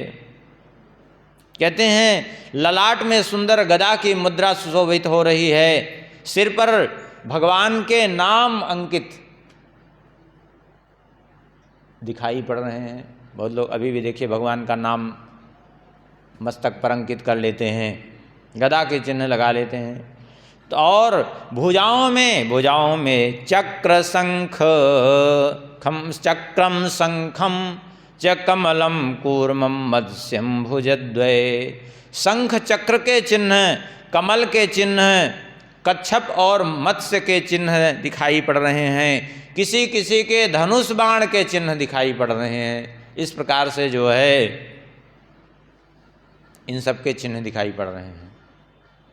अपने अपने अनुसार कोई धनुष बाण का चिन्ह धारण करते हैं, कोई शंख चक्र का चिन्ह धारण करते हैं, कुछ लोग सभी धारण कर लेते हैं, कमल भी धारण कर लेते हैं, कच्छप मत्स्य भी धारण कर लेते हैं, गदा का चिन्ह भी धारण कर लेते हैं, सब धारण कर लेते हैं, क्योंकि इन 8 चिन्हों का वर्णन है और सभी वो हैं और सभी धारण कर सकते हैं। ऐसा कोई वो नहीं है कि अमुक व्यक्ति ये नहीं धारण कर सकता अथवा अमुक संप्रदाय का ये नहीं धारण कर सकता है, ऐसी कोई वो नहीं है। अभी भी बहुत लोग ऐसे मिल जाएंगे आपको कि जिनके भुजाओं में शंख चक्र का भी चिन्ह मिल जाएगा और धनुष बाण का भी चिन्ह मिल जाएगा। ऐसे कई महापुरुष मिलेंगे आपको, क्योंकि सभी भगवान के ही विशेष आयुध हैं, उसमें कोई भेदभाव की बात नहीं है। अब जैसे मिथिलापुरी की ही बात देखिए, अब वहाँ सभी जो है श्री कृष्ण के भी भक्त हैं, श्री राम जी के भी भक्त हैं, सभी प्रकार के, वे भी श्री कृष्ण का भी नाम लेते हैं, श्री राम जी का भी। कई लोग वहाँ शंख चक्र गदा पद्म सब कुछ धारण किए हुए हैं अपने उस पर, धनुष बाण भी धारण किए हुए हैं, सब धारण, मत्स्य कच्छप भी धारण किए हुए हैं अपने शरीर में, खूब नाम भी लिखाए हैं। ये नाम का भी जो है लिखाने का भी और भी ग्रंथों में प्राप्त होता है कि अपने बहुत लोग वक्षस्थल में भगवान का नाम अंकित कर लेते हैं बढ़िया उससे। यहाँ सब गोपी चंदन मुद्रा भी, गोपी चंदन से बढ़िया सुंदर तिलक लगाए और कुमकुम केसर, मानिए बीच का तिलक कुमकुम केसर का ही होता है। और इस प्रकार से सभी जो है सुसज्जित दिख रहे हैं। कहते हैं और इतना ही नहीं, मुसलम चहलम राजन्नथ कार्ष्णी ददर्सह ददतस्य धनुर्बाणम मूर्णन श्रीनंदकम हृदि। कुछ लोग तो भगवान की नंदक नाम की खड्ग और मूसल और हल्के चिन्ह भी धारण किए हुए हैं। प्रद्युम्न जी ने इस प्रकार से देखा। और इतना ही नहीं, लोगों के यहाँ जगह जगह उनको क्या सुनने को मिली, बोले यस्या वीथ्याम भागवतम केचित् शृण्वन्ति मानवा। जगह जगह भागवत कथा सुनने को मिल रही है उस समय भी उनको। हाँ, जगह जगह इतिहास पुराण सुनने को मिल रहे हैं। इतिहासम भारतम चा, महाभारत की कथाएं, भगवान के हरिवंश पुराण की कथाएं, और सनत कुमार वासिष्ठ याज्ञवल्क्यस्तथा पराशरा गर्ग पौलस्त्य धर्मादि संहिता के पठन्ति वही। कई लोग तो कोई सनत कुमार संहिता का पाठ करते, कोई वासिष्ठ संहिता का, कोई याज्ञवल्क्य संहिता को, कोई पाराशर संहिता का पाठ करते हुए, कोई गर्ग संहिता का पाठ करते हुए, पौलस्त्य संहिता का, धर्म संहिता का पाठ करते हुए दिखाई पड़ रहे हैं। कुछ लोगों के यहाँ तमाम 18 पुराण जो हैं उनकी कथाएं हो रही हैं। कई लोगों के यहाँ तो क्या हो रहा है, बोले वाल्मीकि काव्यम केचिद् वै श्री राम चरितामृतम। श्री राम जी का चरित्र श्रीमद् वाल्मीकि रामायण की कथा हो रही है। ऐसे अद्भुत दृश्य दिखाई पड़ा उनको। और ये वीथ्याम स्म शृण्वन्ति जना सर्वे गृहे गृहे, घर घर की ये स्थिति है। लोग इतने प्रसन्न हो करके कोई भगवान के भजन में लगे हैं, कोई भगवान का पाठ कर रहे हैं, कोई जप कर रहे हैं भगवान के नाम का, कितने लोग कथा में लगे हैं। ऐसे भगवान के भक्ति में सारी मिथिलापुरी लीन है। कहते हैं स्मृति पठन्ति केचिद् वै केचिद् वेदत्रयी द्विजा केचित् कुर्वन्ति यज्ञं वै वैष्णवं मंगलायनम। कुछ लोग स्मृतियों का पाठ कर रहे हैं, कुछ ब्राह्मण वेदत्रयी का पाठ, वेदत्रयी माने ऋग्वेद यजुर्वेद सामवेद का पाठ कर रहे हैं, और कुछ जो है केचित कुर्वन्त यज्ञम वै वैष्णवम मंगलायनम, कुछ वैष्णव यज्ञ कर रहे हैं। इस प्रकार से कहते हैं राधा कृष्णेति कृष्णेति के वदन्ति मुहुर्मुहु। कई लोग श्री राधा कृष्ण इस प्रकार से नाम जप कर रहे हैं, कई लोग कृष्ण कृष्ण नाम जप कर रहे हैं बार बार। केचित् नृत्यन्ति गायन्ति हरि कीर्तन तत्परा, कुछ लोग खूब नृत्य कर रहे हैं, गान कर रहे हैं, खूब कीर्तन कर रहे हैं। कहते हैं वहाँ घर घर में यही स्थिति देखने को मिली, घर घर में खूब मृदंग ताल झांझ बज रहे हैं, वीणा बज रही है, अब कीर्तन सुनाई पड़ रहा है। ऐसा प्रतीत हो रहा है मानो मंदिरे मंदिरे विष्णु कीर्तनम श्रूयते जनई नवलक्षण संयुक्ता भक्तिम या प्रेम लक्षणाम, मानो नवधा भक्ति साक्षात यहाँ प्रकट होकर के घर घर में विराजमान हो रही हो। इस प्रकार से वहाँ उस मिथिलापुरी का दर्शन प्रद्युम्न जी ने किया, और उसके बाद इस प्रकार से मिथिलापुरी का दर्शन करते हुए प्रद्युम्न जी महाराज पहुँच गए कहाँ? श्री मिथिला नरेश राजा धृत नाम के जो जनक जी थे उनके दरबार में। वहाँ जा कर के इन्होंने देखा तो मैथिलेश सभायाम तो वेदव्यासः सुको मुनिः याज्ञवल्को वसिष्ठस्य गौतमोऽहं बृहस्पति।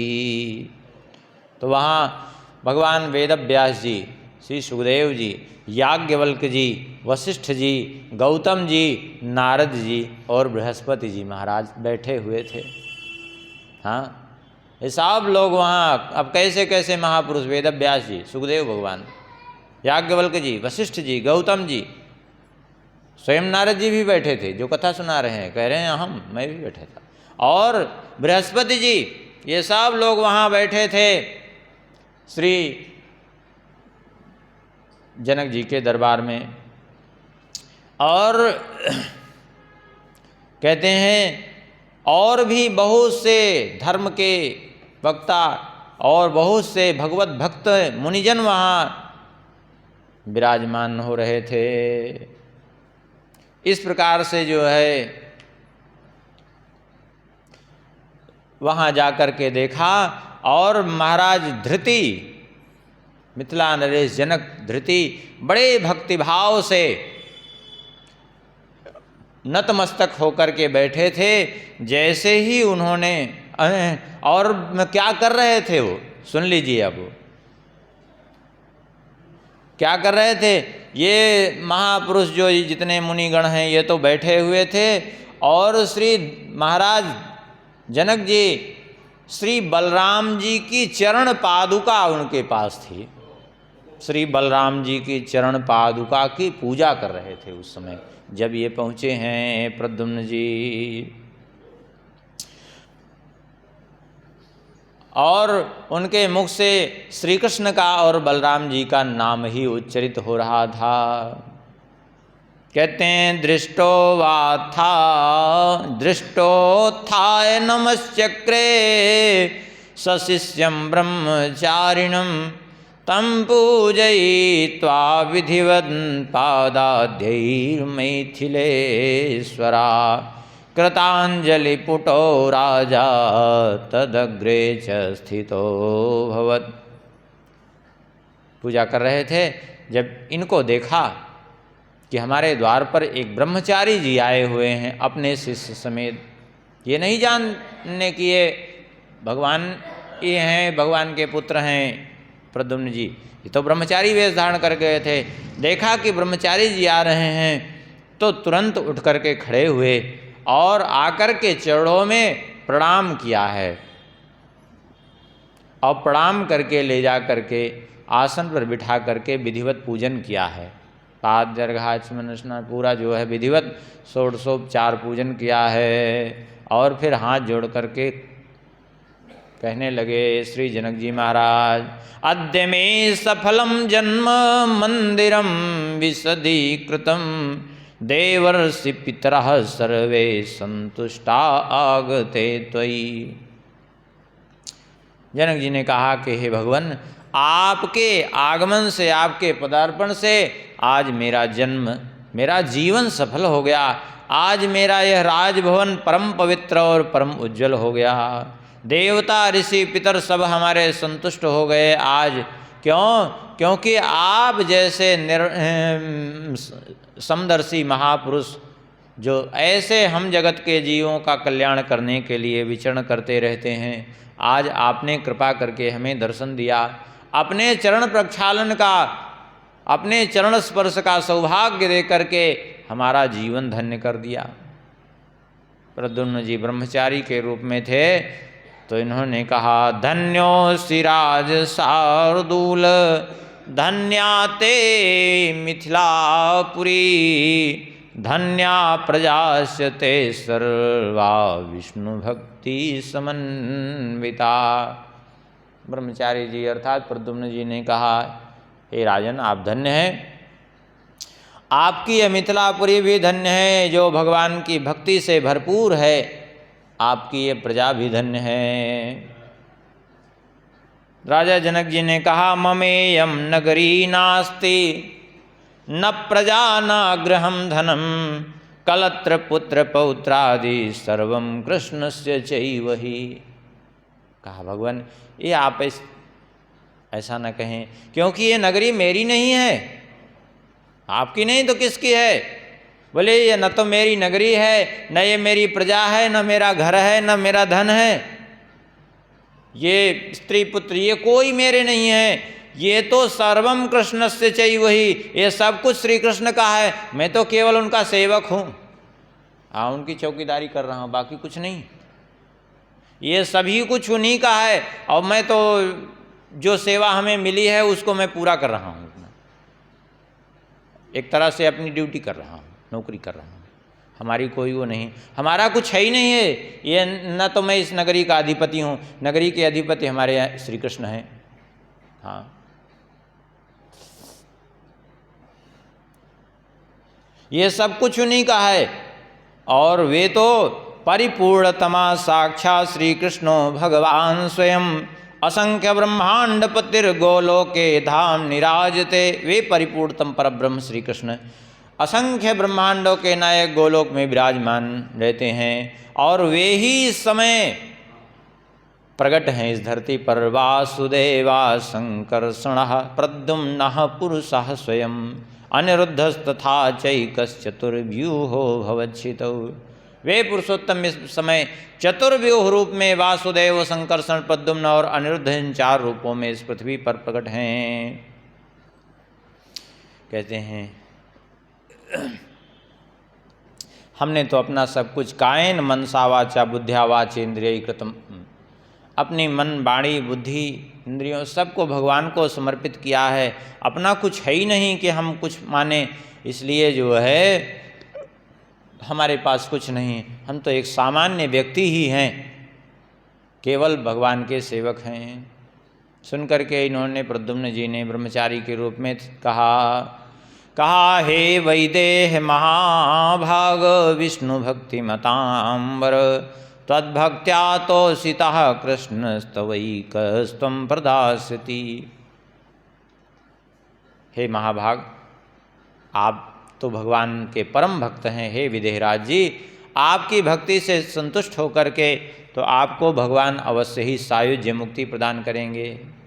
सुन करके जनक जी ने कहा, नहीं प्रभु, दासो हम कृष्ण भक्तानां त्वादृशानां महात्मनां मुक्तिम नेक्षामि हे ब्रह्मण्येकतां हेतुवर्जितः। हे प्रभु, मैं तो आप जैसे भगवान के भक्तों का, श्री कृष्ण के भक्तों का मैं केवल दास हूँ और मैं मन से अथवा किसी भी कामना से हमारा कोई लेना देना नहीं है, और न तो मैं सायुज्य मुक्ति प्राप्त करना चाहता हूँ। सायुज्य मुक्ति क्योंकि भगवान में विलीन हो जाता है, फिर उसका अपना अस्तित्व तो नहीं रहता, तब भगवान की सेवा कैसे करे, इसलिए मैं सायुज्य मुक्ति भी नहीं चाहता हूँ। सुनकर के प्रद्युम्न जी ने कहा ब्रह्मचारी रूप में, करोम्य हेतुकीं भक्तिम राजस्त्वं हेतुवर्जिता निर्गुणैर्भक्ति भावैश्च प्रेम लक्षण संयुता। हे राजन, आप अहेतुक भक्ति करते हो, निर्गुण भक्ति भाव से प्रेम लक्षणों से संपन्न हो। तो प्रद्युम्न जी इस समय दिग्विजय के लिए निकले हैं, फिर यदि आपके अंदर इतनी भक्ति भावना है तो फिर आए क्यों नहीं आपके घर पर वे? जब आपके अंदर भक्ति भावना है और भगवान सब कुछ जानते हैं, तो प्रद्युम्न जी भी तो भगवान हैं, वे आपके हृदय की बात तो जानते ही हैं। बोले हाँ बिल्कुल जानते हैं, इसमें तो कोई संदेह नहीं, क्योंकि भगवान है तो जानेंगे हमारे हृदय की बात। बोले फिर जब इतने भक्ति भाव से संपन्न हैं, सारी दुनिया घूम रहे हैं, तो यहाँ क्यों नहीं आए आपसे मिलने? अरे आना चाहिए कि नहीं आना चाहिए? इससे तो मेरे मन में ही संदेह हो रहा है। प्रद्युम्न जी ही कह रहे हैं कि इससे मेरे मन में संदेह हो रहा है। परीक्षा लेने के लिए गए हैं ना, परीक्षा लेने लगे। जनक जी ने कहा, प्रभो प्रद्युम्नो भगवान साक्षात् अंतर्यामी हरि स्वयं सर्वगः सर्वविच्छ सत्स्वत् अत्र नास्ति च किम प्रभो। हे भगवान, प्रद्युम्न जी तो साक्षात भगवान हैं, अंतर्यामी हैं, वे सर्वज्ञ हैं, सदा हैं और सर्वत्र विराजमान हैं। जब सर्वत्र हैं तो क्या यहाँ नहीं है क्या? उनके लिए कहाँ जाना और कहाँ आना, वे तो सर्वत्र हैं।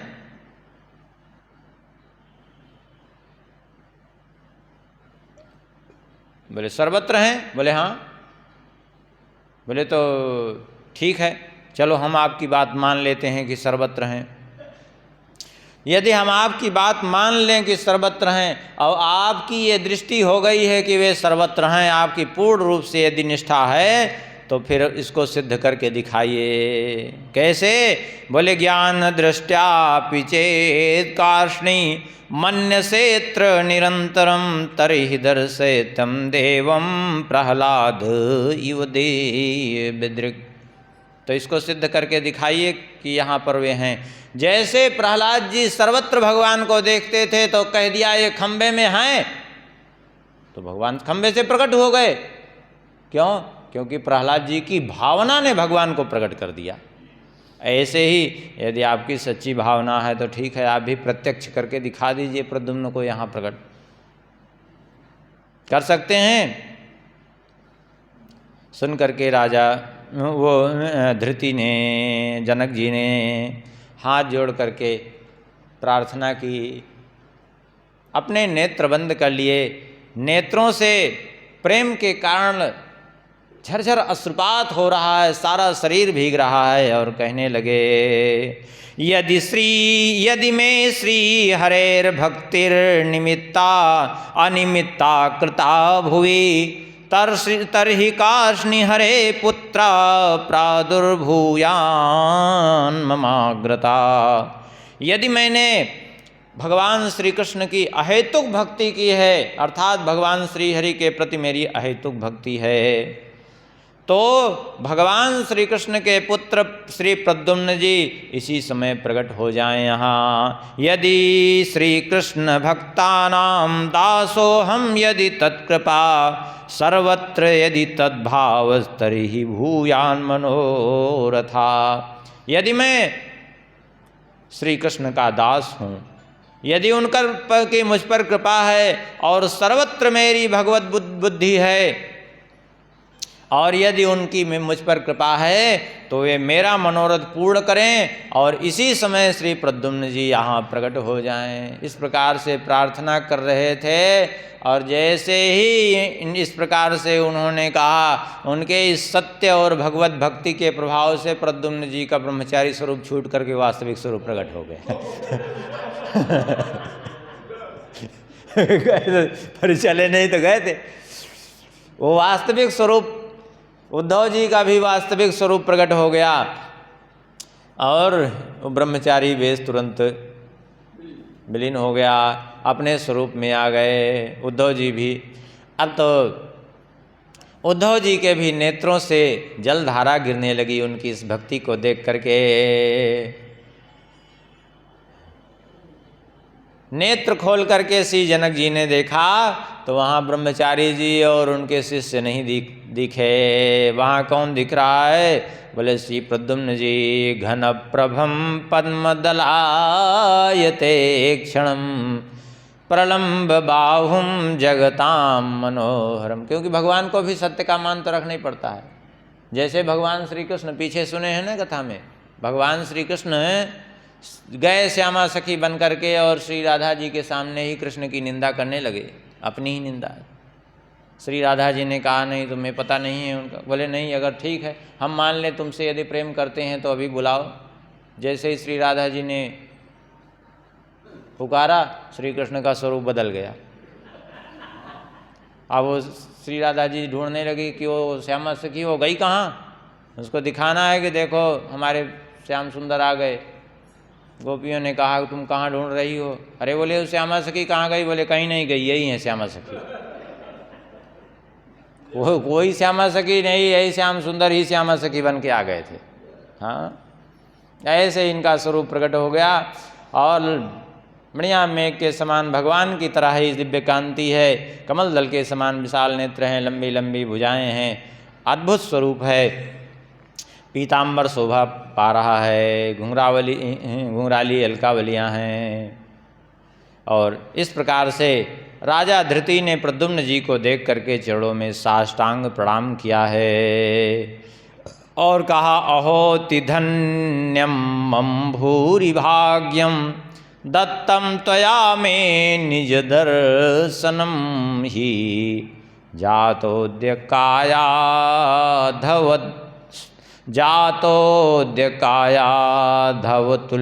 आरात अहम कृतार्थोस्मि कुलेन भूमन।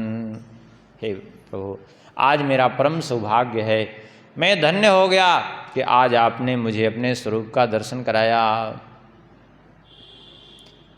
आज आपने मुझे प्रहलाद जी के समान धन्य कर दिया। वास्तव में मेरा कुछ नहीं, आपने ये सब चरित्र किए, ये सारी लीला की प्रहलाद जी के समान हमारी महिमा बढ़ाने के लिए, और कुछ नहीं। और आज मैं अपने संपूर्ण कुल के सहित कृतार्थ हो गया। प्रद्युम्न जी ने कहा धन्यस्त्वं नृप शार्दूल भक्तस्त्वं मत प्रभावित भक्ति भाव परीक्षार्थे प्राप्तो हम तव सांप्रतम। प्रद्युम्न जी ने कहा हे राजन, आप धन्य हो, आप मेरे प्रभाव को जानने वाले भक्त हो। मैं आपके भक्ति भाव की परीक्षा लेने के लिए ही आया था और उद्धव जी को शिष्य बना करके इसलिए ले आया था। आज आपको मेरा सारूप्य प्राप्त हो जाए, यही वरदान दिया और इस लोक में बल आयु कीर्ति का विस्तार हो। इस प्रकार से श्री महाराज धृति नाम के जो जनक जी थे उनके द्वारा श्री प्रद्युम्न जी पूजित होकर के, और फिर वहाँ से और भी जो ऋषि महर्षि बैठे थे, श्री नारद जी, वशिष्ठ जी, बृहस्पति जी आदि, इन सबको भी प्रणाम करके श्री प्रद्युम्न जी वहाँ से अपने शिविर में वापस आए हैं। वहाँ स्वाभाविक है, भक्ति भाव के प्रभाव से कोई झगड़ा लड़ाई होने का प्रश्न ही नहीं था। वहाँ तो सब कुछ बड़े प्रेम से हुआ। उसके बाद फिर वहाँ से अपनी विजय पताका लहराते हुए विजय प्राप्त करने के लिए प्रस्थान किए। कहाँ? गिरिब्रज की ओर। जरासंध की राजधानी थी गिरिब्रज, वहाँ की ओर प्रस्थान किए। और सुत्वागतम हरे पुत्रम दिग्जयार्थम विशेषता जरासंधो माघदेन्द्रो महाकोपम चकारहा। जैसे ही उसने सुना जरासंध ने श्री कृष्ण से, तो वैसे ही वो बहुत जलता था। और जब सुना कि श्री कृष्ण के पुत्र प्रद्युम्न दिग्विजय के लिए आए हैं तो वो तो क्रोध में आग बबूला हो गया। हाँ, जरासंध ने कहा तुक्षा ए यादवा सर्वे युधि विक्लव चेतसा तेद्य वै जगतीम जे तुम निर्गतागत बुद्धया। उसने कहा ये समस्त यादव अत्यंत तुक्ष हैं, युद्ध से डरने वाले कायर हैं, पृथ्वी पर विजय प्राप्त करने के लिए निकल पड़े हैं, जान पड़ता है इनकी बुद्धि मारी गई है अब। हाँ, इनके पिता भाग करके मेरे भय से मथुरापुरी छोड़ करके समुद्र में जा कर के छिपे हैं और अभी आए हैं। उस समय प्रवर्षण गिरि पर मैंने उनको नष्ट करने के लिए आग लगवा दी थी, जलवा दिया था पर्वत, लेकिन न जाने कैसे छल से भाग करके जाके द्वारिका में बसे। अब जो है द्वारिका में रहने लगे हैं। अब मैं इन पर अवश्य चढ़ाई करूँगा और दोनों भाइयों सहित उग्रसेन को बांध करके ले आऊँगा और मैं समुद्र से घिरी हुई संपूर्ण पृथ्वी को मैं यदुवंशियों से विहीन कर दूंगा। ऐसा वो बकने लगा तमाम प्रकार की बातें। और जरासंध ने इत्युक्त्वा निर्गतो राजा गिरिव्रज पुराद वही अक्षौहिणी भिर्विंसत्या त्रिशिवी संयुतो बली। जरासंध ने 23 अक्षौहिणी सेना इकट्ठा करके और अपने नगर से गिरिव्रज से बाहर निकला। कहते हैं अब तो विशाल गज सेना, विशाल जो है अश्व सेना, बहुत से रथ, इस प्रकार से बहुत से हाथी तो ऐरावत कुल में उत्पन्न हुए थे। जैसे देवताओं के बीच में इंद्र की शोभा हो ऐसे ही सुसज्जित चल रहा था। अगणित रथ चल रहे थे, विमान जैसे दिख रहे थे वे, ध्वजा उस पर बड़ी बड़ी ध्वजाएं फहरा रही थी। इस प्रकार से जो है ये 23 अक्षौहिणी की विशाल सेना लेकर के युद्ध के लिए अपने गिरिव्रज से बाहर निकला। मगधराज के इस विशाल सैन्य समूह को देख करके प्रद्युम्न जी ने अपना दक्षिणावर्त शंख बजाया और अपने योद्धाओं को संबोधित करते हुए कहा, डरने की कोई ज़रूरत नहीं है, चिंता मत करो। तथा सांबो महाबाहु प्रद्युम्नस्य प्रपश्यता अक्षौहिणीनां 10 वीरयुधे मागधेन सा। जब प्रद्युम्न जी ने संबोधित किया तब जाम्बवती के पुत्र सांब ने प्रद्युम्न जी की आज्ञा ली और 10 अक्षौहिणी सेना लेकर के युद्ध के लिए निकले। वो 23 अक्षौहिणी सेना लेकर के आ रहा था, आइन की सेना 10 अक्षौहिणी जो थी उसको लेकर चले। अब तो युद्ध प्रारंभ हो गया। हाथी वाले हाथी वालों से, रथ वाले रथ वालों से, घोड़े वाले घोड़ों वालों से, पैदल सैनिक पैदल सैनिकों से लड़ रहे हैं। बड़ा भयंकर रोमांचकारी युद्ध हुआ, बड़े ही विचित्र मारकाट हुई और बहुत से हाथी घोड़े महावत रथी सारथी मर रहे हैं। कहते हैं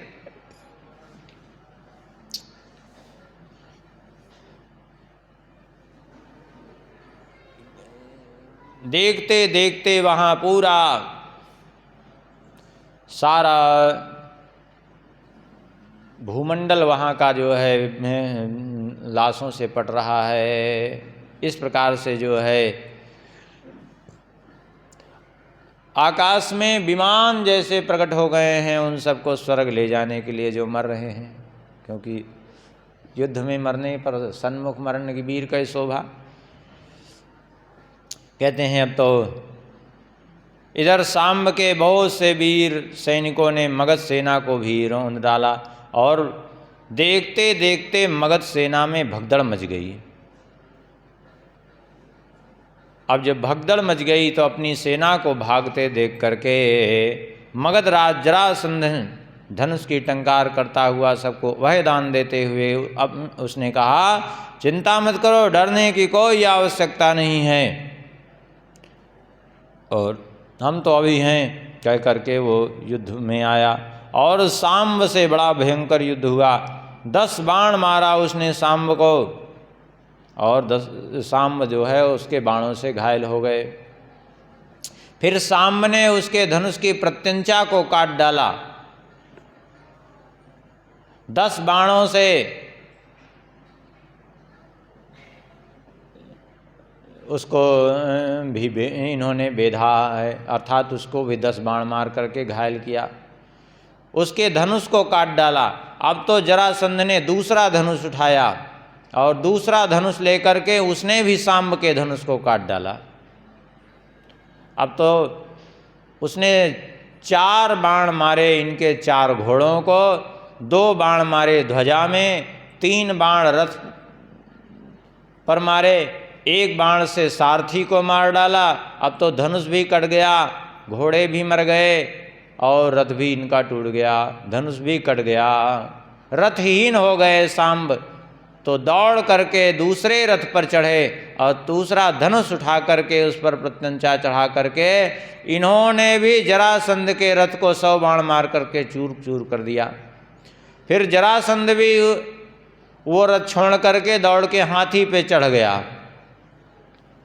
और बड़े क्रोध में उसने सांब की ओर मतवाले हाथी को बढ़ाया और दिखने में भयंकर यमराज के समान प्रतीत हो रहा था।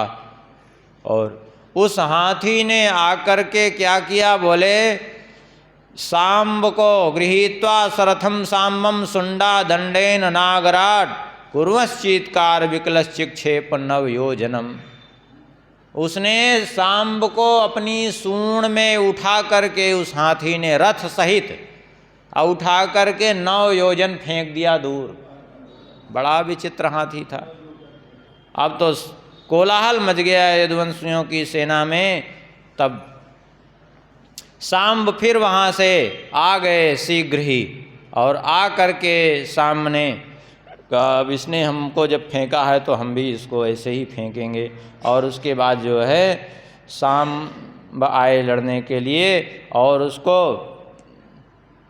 नहीं, इधर तब तक गद आ गए लड़ने के लिए और गद ने युद्ध करना प्रारंभ कर दिया। तो जरासंध के उस हाथी ने को गद ने एक मुक्का मारा तो वो धराशायी होकर के भूमि पर ही गिर पड़ा जिसने फेंका था सांब को। अब तो मर गया वो हाथी, सांब को फेंक दिया था इसलिए गद ने उसको मारा, मार ही डाला उसको।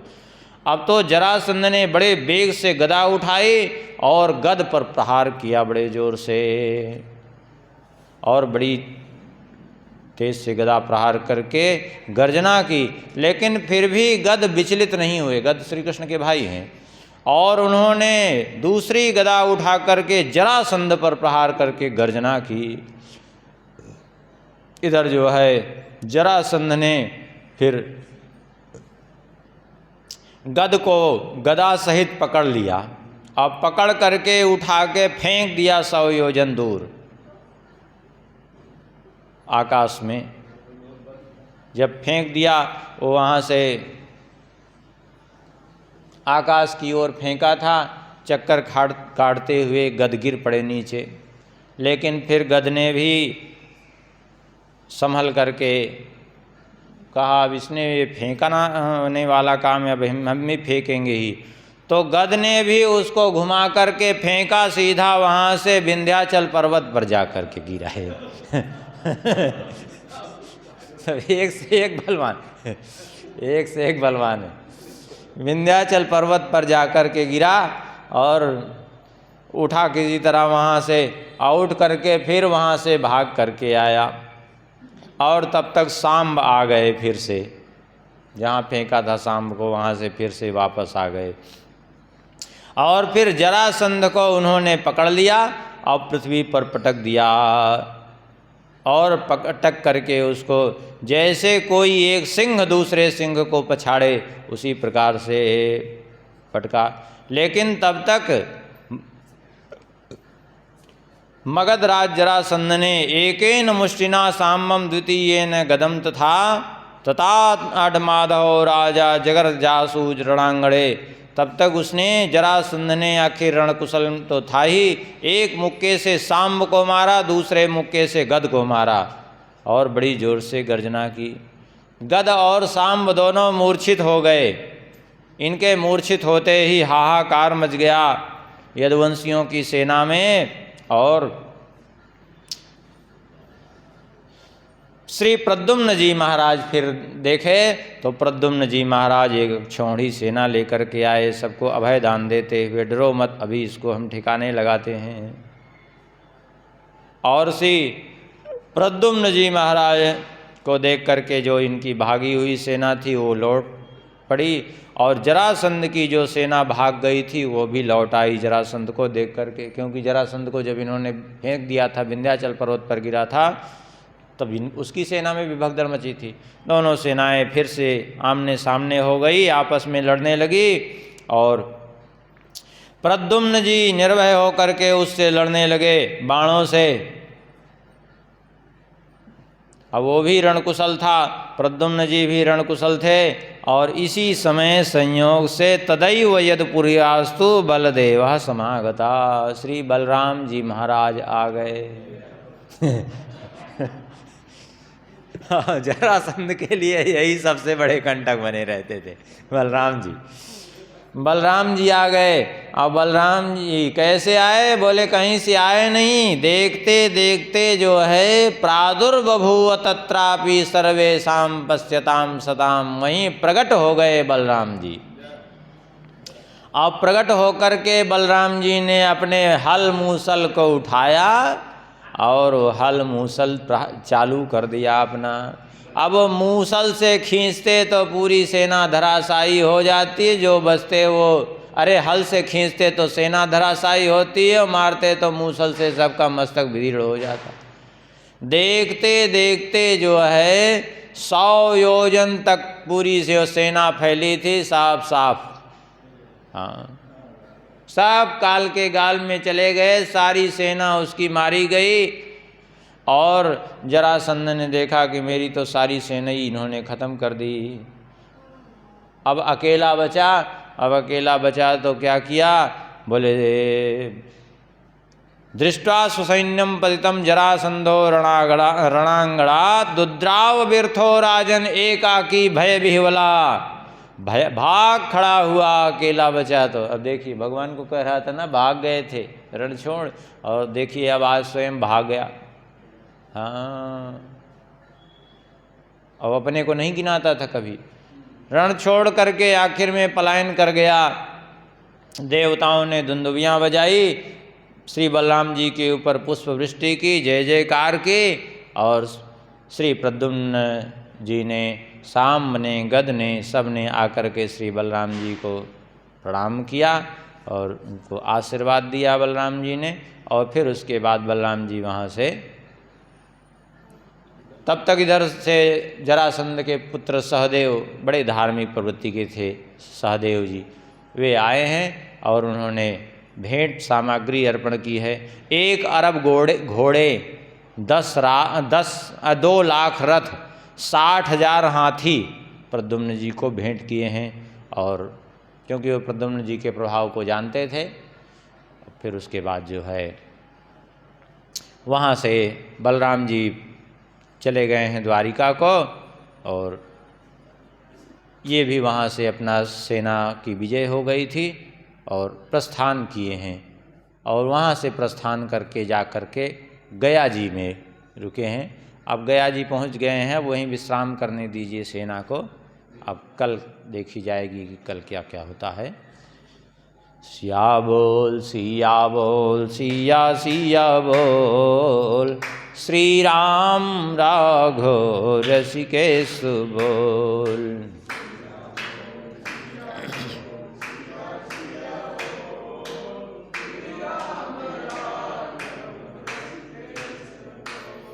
सिया बोल सिया बोल सिया सिया बोल, श्री राम राघव रसिकेश बोल।